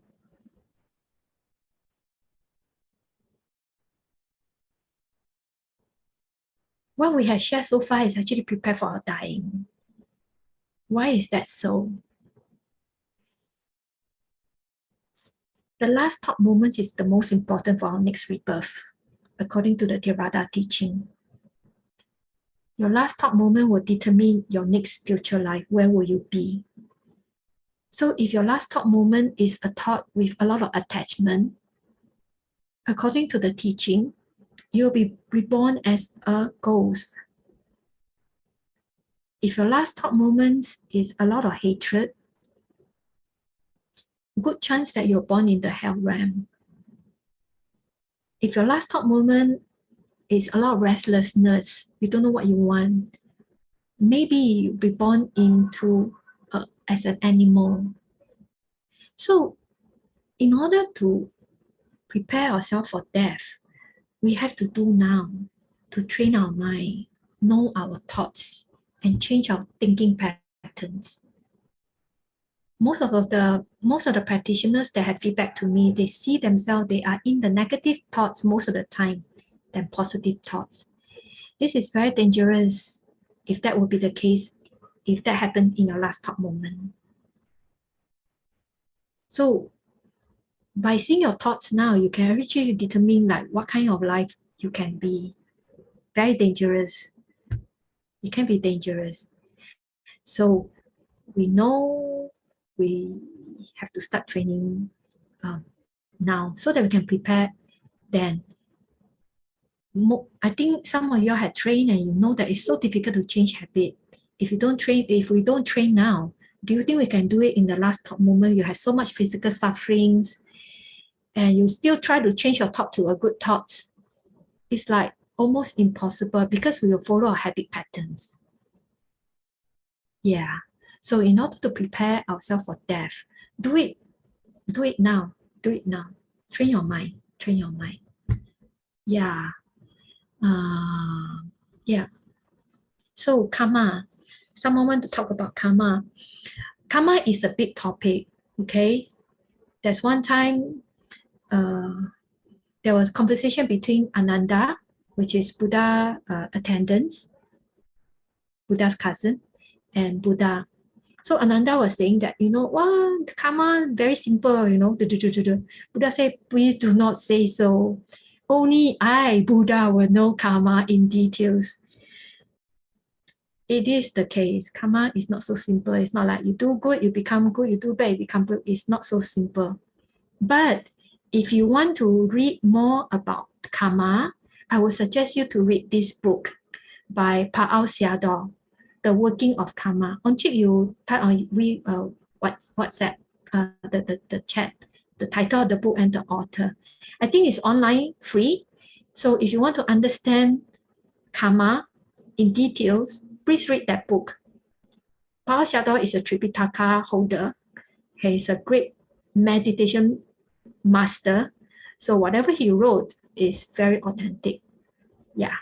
So I answered the karma, answered the death. Then there's one more. Forgiveness, we talk. I think that was about all. Oh, 5, the Heart Sutra. Today's our whole session is based on Theravada teaching. We don't talk so much on the Heart Sutra, which is a Mahayana teaching. So if you want to understand Heart Sutra, maybe you can, listen to talk by Mahayana teachers. I think it's better that way. They will understand it a lot deeper than I do. Yeah. Yes. So I thought the preparation of that was very interesting that, people brought this topic and want to discuss. And it's very important because I do a little bit of palliative, I do a bit of end of life helping sometimes. And I see how people pass away. And I see those people who have a lot of attachment, a lot of cannot let go. They suffer quite a bit.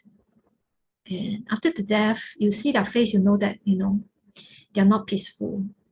And become worried for them. Yeah. Yes. And in Myanmar, we hear story. I don't know whether you believe or not. We hear story about, past life practice and all that. Or the people who have psychic. So there was this, so we hear story about, student pass on, lay student pass on, and they reborn in the ghost realm, and they are trying to get married and all that. Yeah, we hear story like this. We hear story like this. So though we cannot see, again, Kamlama Sutta is about, we don't see, we cannot say 100% guarantee, but according to the Buddhist teaching, there is 6 realms. And it depends on our behavior pattern now and our last thought moment, which will determine our future life. And our daily behavior is more important. It's very, very important. There's one story in the sutta. There's this queen. She has do good throughout her lifetime. But at her last thought moment, she recall one of the bad deeds that she does, that she has remorse. And because of the remorse, she was born in the lower realm. So the king loved the queen so much. So after the queen passed away, the king kept asking Buddha, keep going to Buddha and ask Buddha, where's my queen now? Where's my queen now? He want Buddha to check his next rebirth. Buddha, for the first 7 days, he doesn't want to answer him. Only after 7 days that Buddha say, now she's born into the Dewa realm. And you know why Buddha didn't want to answer him in the first 7 days? Because of his last thought moment, she engaged in an unwholesome mind state, guilt. So she born actually at a lower being. But because of a whole lifetime she has been doing good, that lifetime of the lower being rebirth was only 7 days. After 7 days, she passed on and take a higher rebirth as a Dewa. So the Buddha don't want to disappoint him. So for the first 7 days, he doesn't want to tell him. So only after 7 days, we take a higher rebirth. Buddha told the king. Yeah. So this story actually tell us that, it's important to do good throughout our lifetime. So if our last thought moment, not careful, have unwholesome thoughts, our immediate rebirth, it could be bad, but it will be short, and we can take rebirth in better rebirth very, very soon. Yeah. So sorry, I extended. It's around 9:30 already. Y'all still want to go through a reflection or no? So sorry. Sorry. Maybe I pick a few lah, huh?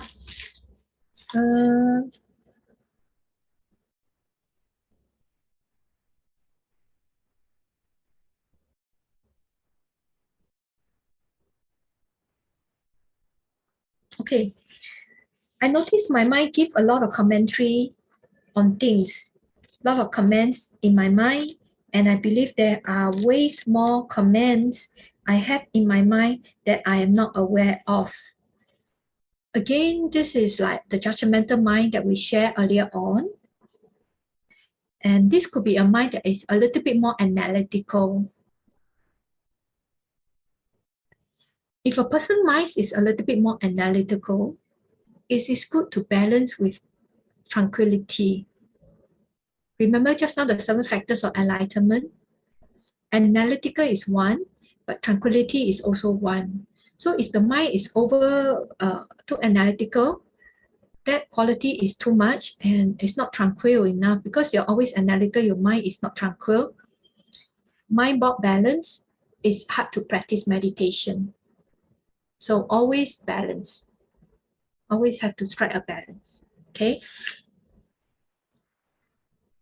I also hear a lot of when talk about the negative thoughts, right? Self-blame, harshness, and I always either beat myself over it or try to distract myself from it. This is from negative thoughts. No more blaming, no more harshness, and no more running away from 2022, please. Please do that for yourself. Self-blame is judgmental. It's not compassion. It's not metta. If you want to, may you be well happy and you don't want to spread metta to everyone, don't blame yourself for whatever you do wrong, for what you have not achieved. Always tell yourself, I am not there yet, but I will try. Okay? Yeah.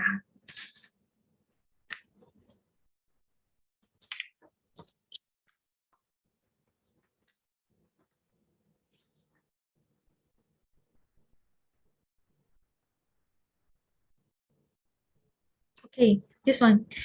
This question is still on question number 2. Do you identify any thought patterns and how do you usually think?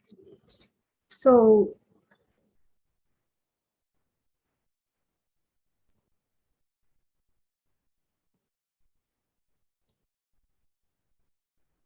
this person writes, for the positive thoughts, I recognize the presence of happiness, joy, and a hint of pride and ego. This makes me concerned, and my way to address that is to direct my attention elsewhere, so as not to affect the wholesome nature of the thoughts. What do you think? Good approach? He recognized he's happy. Then he also recognized have a bit of pinch of pride and ego. Then he become concerned. Then he the way of address it is to direct his attention elsewhere. Most of us have this habit, Whether we are happy or not happy, we always like to distract, always like to direct ourselves to somewhere else. Do you feel suffocated staying in Singapore for 2 years? Cannot go holiday? Some no, some yes. If a person who are used to running away, they might feel this 2 years is a torture. Because when they feel the life is too stressful, they would normally like to go away, to take a break. Yes, it's good. I'm sure it's good. What I meant is like from a practitioner perspective, apart from going away, there is another level that we can do, which is to understand ourselves deeper. It's more like a retreat environment already. You understand a level deeper by knowing what is that in me that I need to run away from.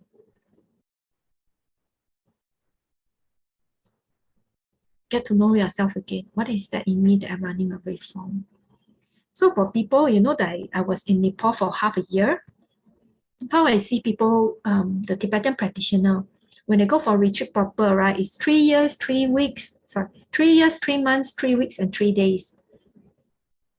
And they stay in a very small kuti, very, very small, cut off from the external world. Food was being delivered to their little room. And they have to stay there. They make the determination they have to stay there for 3 years for that period of time, for whatever determination that they give. Why? Because they can face their own self. It's only facing and knowing your own self that changes can happen. Yeah. I think it is good to go on holiday for a gateway, but I cannot run away from my own problem. Yes. If my heart has no inner peace, go anywhere will also be the same. Yes and no. Remember last week we shared about positive coping behavior. Going for holiday is one of them. It does help to release a bit of our inner stress. It helps. Yeah. To continue our sharing, I actually would like to hear feedback from you. Like, is this a new approach of sharing Dharma useful for you? Was it help you all in better understanding of how to practice?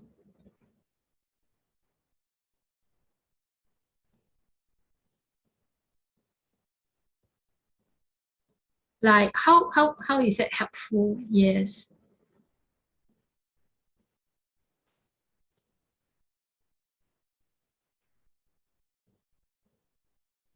Okay. Okay, I don't want just the surface, the tip of the iceberg, very helpful, but how helpful? Why helpful? My counseling practice comes in. Control my thoughts. Sally, like more aware of our thoughts. Good. Yeah. Good. The good and the bad. Yeah. And today you learn, I hope you pick up non-judgmental, because when I learned that, right, when I put it into practice, then I realized that, oh my God, how much judgment I have. And in terms of relationships, right, the moment you judge, people will say, you don't hear me. Yeah.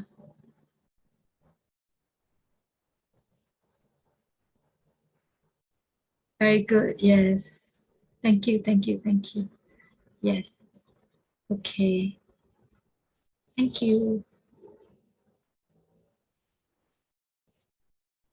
Mm-hmm. Okay. I am good and you are bad teachings. So I'm okay, you're not okay. Very good. Very good. So happy. Yeah. So all our effort together, the time we spent together is fruitful.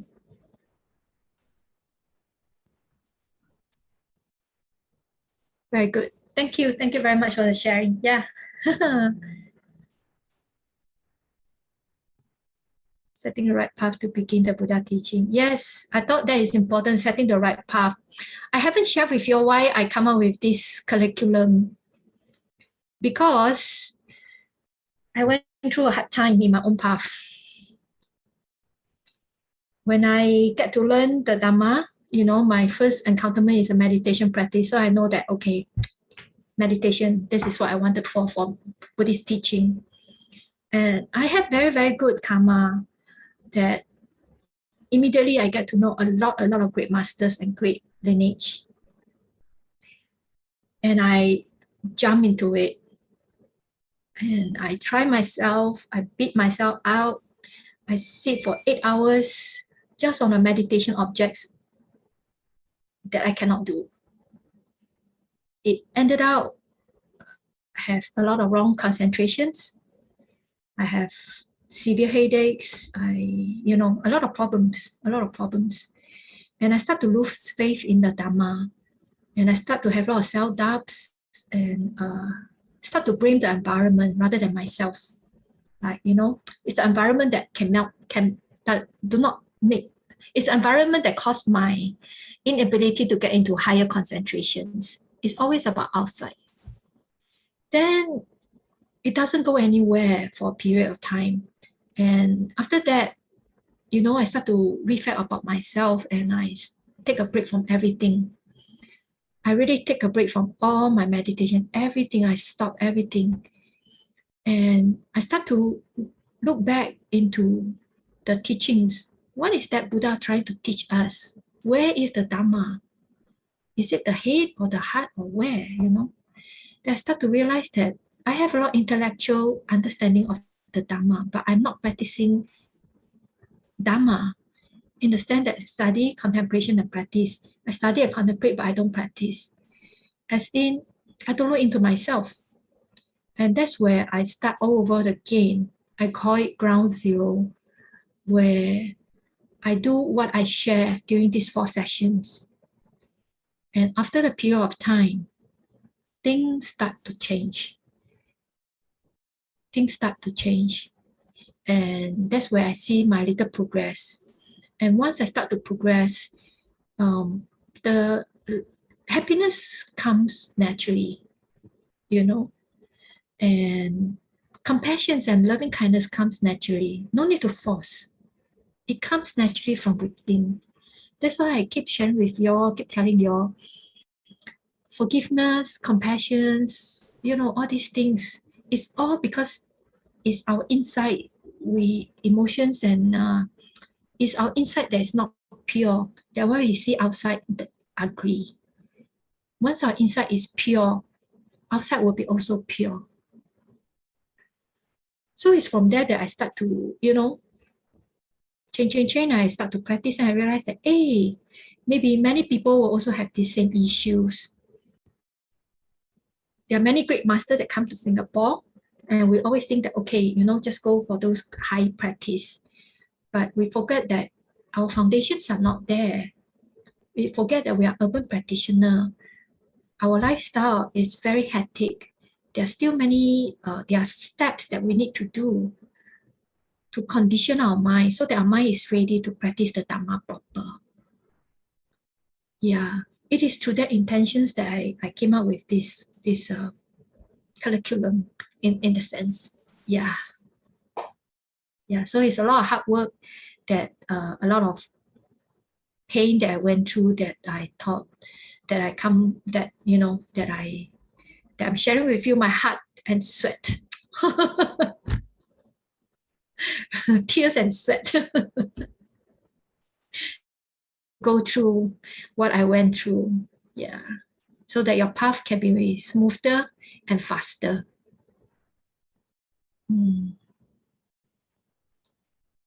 Yes, have a good basic foundation. It is very important. The first sessions, Chris may not be here on the first session. I was sharing about my gardening experience. I love gardening. So like when I get my allotment plot, straight away I go and get all the plants that I wanted to plant and just plant. And it doesn't grow well. Eventually, I have to pull out all the plants and work on the soil. So does our mind, In order we can practice method proper, look at ourselves, who we are, what we are, look at the soil, the mud, work on the mud. Before we jump into the Dhamma proper. Don't run away from issue, okay? Dharma is not an escape goat. Some people come to me and say, Sister, I want to ordain. If you talk to them, they realize that they're running away. They're running away from their life situation. That's not the way to go. Dharma is not asking you to run away. Dharma asks you to know yourself. Yeah, sorry, a bit rude. Yes, yeah. And okay, go back to the reflections.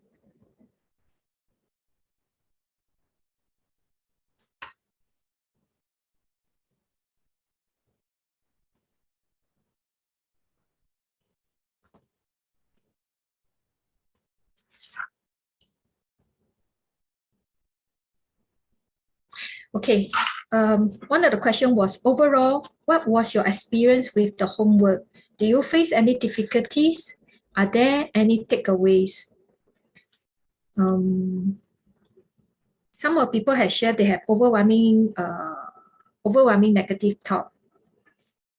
For example, it is sometimes scary and sad to see such negative thoughts arising, and it makes me question whether I am a good person. Some very latent and sticky thoughts may be embarrassing to face and may be too nagging and underlying for it to disappear anytime soon. Sometimes I feel a little helpless as I don't know when and how to stop them from arising again. This is very true. When you start to realize the thinking pattern that we had, I also went through that period where I questioned myself, am I a practitioner? Because when you see inside, then you realize that how ugly it's like, you know, outside you do nice, you do dana, but deep inside, when you're engaging in that action, deep inside us, there's still stinginess, there's still unwholesome thoughts keep arising, competition, you know, stuff like that. So, yeah, we are that I call the external practitioner. And today we talk about the inner practitioner to practice the pure mind. External practitioner can only lead you to a certain, it will lead you to accumulate good merits that you can have a good rebirth, but it might not help you to become a stream M3. It will take a long time. So external plus internal, you also have to work on the internal. Actually, internal, very, very important. Work on the internal. Yeah. So don't feel embarrassed and don't suppress. Face it, accept it. This is who I am right now. I am a baby practitioner. I am walking my baby step and I will change. Yeah. It's always the choice. Yeah. Okay, this one very interesting. I wish to lead a monastic life like Sayalay so that I can practice full time. But because of the responsibility that I had in life, I cannot renounce yet. Now I come to accept that although leading a lay life is very challenging, I just need to put more effort in my everyday practice. In the end, without mud, there is no lotus. Yes, it is the case. When I put on the ropes of walking the path, I also think that monastic life, I can have a lot of time for practice. But I was sharing with one sister yesterday, it is not true. Living in a monastery is like living in a household, a big household, where we have many departments. Like running an organization, we have many departments, office, kitchens, many, you know. I don't want to name more, you all get scared. And we have to help out with the monastery duty as well. So does you, you know, you have responsibility. Maybe in the monastery life is a bit easier and simpler, not so complex. But the point that I'm trying to make here is practice is not only in the monastery, it can be everywhere. Always good to go to monastery for retreat. If you're a lay person, always go for retreat as far as your leave permit. Go for retreat because you need to You need that quiet environment to strengthen your mind, so that in your daily life you have more concentrations to face with the life situation. Yeah.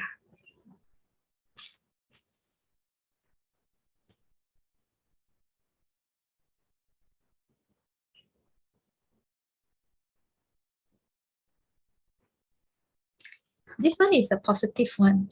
I like homeworks, ha ha ha, because homeworks are a good reminder for me to practice mindfulness and awareness. Difficulties would be that it can be hard to observe my mind, especially when my mind is very active.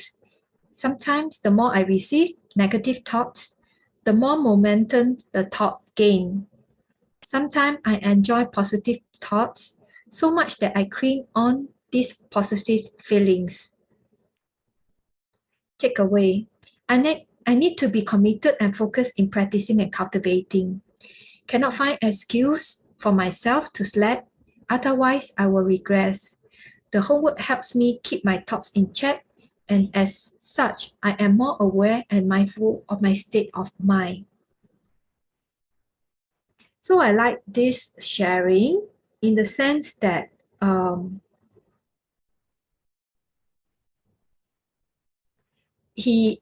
the practitioner is aware that when he has positive thoughts, he cling on to the positive feelings.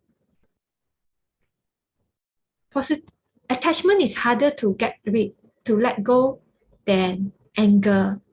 Why? Because attachment, positive thought, positive feelings, you feel happy. And once you feel happy, we will normally get carried away. No more equanimity. We are in the happy state. No more equanimity. So we get carried by attachment for a long, long time before we can catch that and bring back to equanimity. So for people in the relationship, loving couple, the relationship is a lot of attachment. But because it's so comfortable, so supportive, sometimes we forgot the attachment, the underlying attachment in there. Yeah. And too much of that also not so helpful. No? Remember the last talk moment, you had attached to anyone, you know your next rebirth already. Sorry.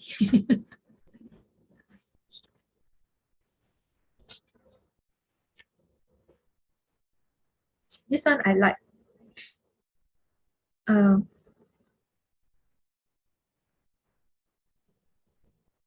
Okay, I am suffering from my mindset. If I can just see things as it is and not assign my own interpretations, I have less suffering. This realization is bringing tears to my eyes. This is what I call an aha moment. A baby insight. So it's like when you practice, when you watch your thoughts, right? You go on having the momentum, then maybe you're practicing your abdominal breathing, diaphragmatic abdominal breathing. If you cannot practice anapanasati, you do the diaphragmatic abdominal breathing. That one also can help you to get some concentration. Not deep, but surface concentration. With that little concentration, sometimes your mind are clear, then you watch the thought at this. And now I can tell you, good thoughts, bad thoughts, it's just intellectual. But if you were to observe your thoughts yourself, then you see it, right? Oh, good thoughts. Oh, bad thoughts. Oh, I'm suffering. That is your insight. That is your wisdom. And if you see that, right, there will be a lot of Dharma joy arise in your heart. And that I call that is a little rewards. Yeah, a little insight that actually bring you closer to the big aha moment. Yeah. So these are the signposts. I call it the signposts that you are doing good, doing correctly. You start to have all these small little enlightenment aha moment that it just keep on coming. Then you have the confidence, continue, don't carry away, continue to do your investigation, continue to do your concentrations. So the aha moment can be more and more and more. If you see that, after a while your mind become more stable, go go to do your anapanasati or any of the meditation object that can get your concentration. Yeah, you can progress. Yeah, don't wait already. Yeah.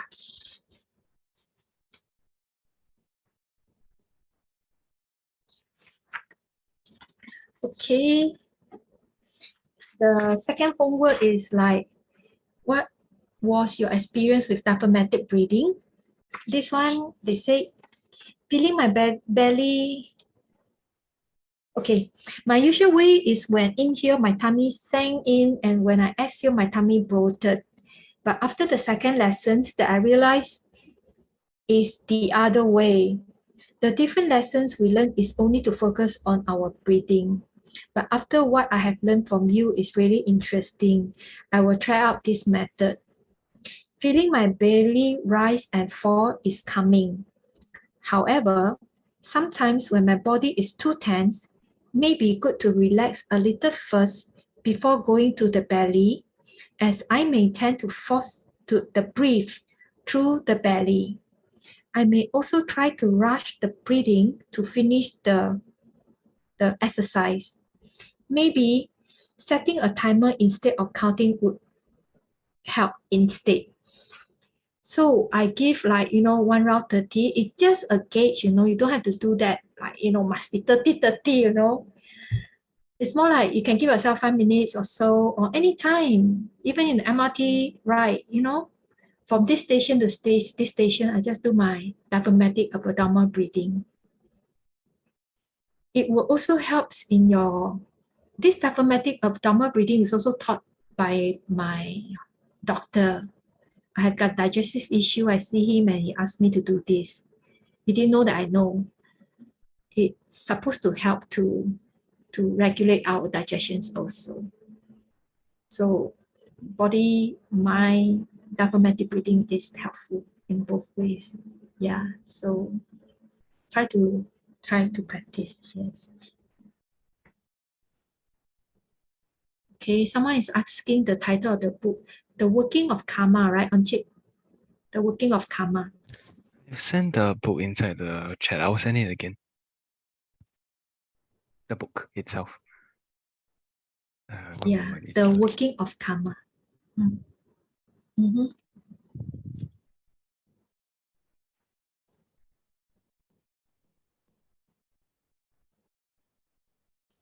Okay.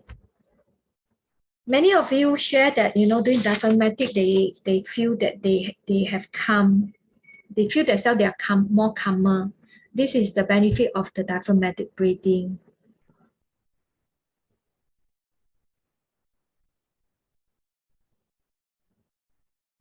Okay, sometimes the breathing gets unnatural, especially when I'm trying to focus on it.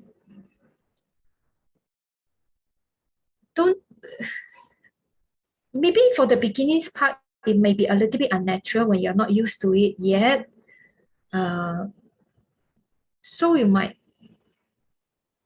how should I say?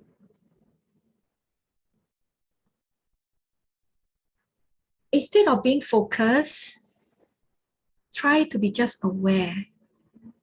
Focus is out to me a lot of excess effort. And in order to meditate, we cannot have excess effort. The mind must be balanced. Excess effort, the mind becomes tense. Once it's tense, it's hard to follow your meditation object. So just relax. If you cannot follow, it's okay if you cannot follow. Don't force, don't force. Don't force. If you like, you can email me. You can email me and let's see if we can discuss. And thank you for few brothers that have emailed me and give me your feedback. I thought it was very, very helpful for me. Thank you very, very much.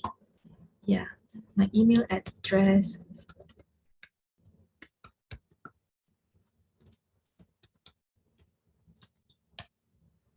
Yeah, my email address, just in case those who didn't get it last week.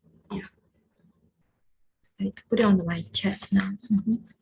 Any more feedbacks? Otherwise, it's 10. Then I should pass them.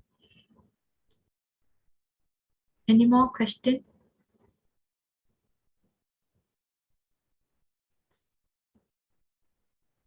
If not, I shall pass my time back to the organizer. Okay. Yes, Sayalay. Okay. Louis, can you start sharing the slides again?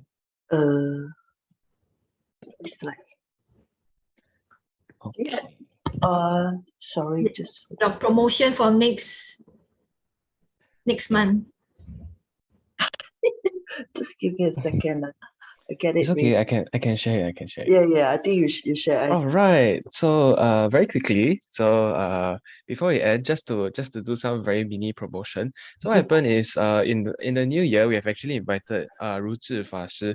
So she's a Mahayana nun. So she'll be actually sharing on the topic 无戒略说. So just to let everyone know, it's going to be a sharing in Chinese. So we are sorry if you're unable to understand, but try to attend, especially feel like it's a good bridge from what we learned today, especially about our behavior and everything. And it's a good attempt to really go deeper and understand what is the purpose of upholding our sila, our precepts. So yes, so just some very basic promotions. It will be in the month of January for 2022. So with this, I'm going to pass the time over to Louise because she also has something to say. Yeah, okay. Yes, I have something to say. Okay, I want to thank, first of all, I thank Sayalay for the very practical sharing with us to understand our mind. And I'm sure everyone has benefited from the sharing. So to show our appreciation to Sayalay, we will be consolidating the participants' dana, offering to dana to offer to Sayalay. And if you'd like to show your appreciation by offering dana together with us, you may do so by PayLah or PayNow to me, and my number is 8118-5253. And after the transfer, please kindly send me a text and with the amount that you have transferred. And so together with the Dhammabat's teams, we would like to wish everyone a very happy new year. And please continue to support us in the year 2022. Happy New Year, everybody. Thank you, Sayalay. Thank you everyone. Yes, thank you. And yeah, Happy New Year to everyone, and wish you all well and happy. I don't know when we're going to meet again, but should you see me in MRT ride, or you see me in any of the Dhamma teachings, please come and say hi and tell me who you are. Okay, so like at least I can have that face-to-face connections. Otherwise, it'll be just like, an image on the screen. I feel there's no connection at all. Yeah. No, Okay. you will be back, Sayalay. We will invite you back again very soon. Not from January to April, because I'll be very busy with my schoolwork. School is going to start in 10th of January. So I'll focus on my study again, so that, next time I hope that I can incorporate more learning from my school to incorporate with the Buddhist philosophy and my own practice, and to share with you more practical tips on how to know our mind. Yeah. Okay. Remember, no judgmental, no what? I think today most important is no judgmental, and cultivate the pure mind. Yeah. Happy New Year. Happy New Year. Thank you, Bye-bye. everyone. See you all next week. Happy New Year, Bye-bye. everybody. Bye. See you.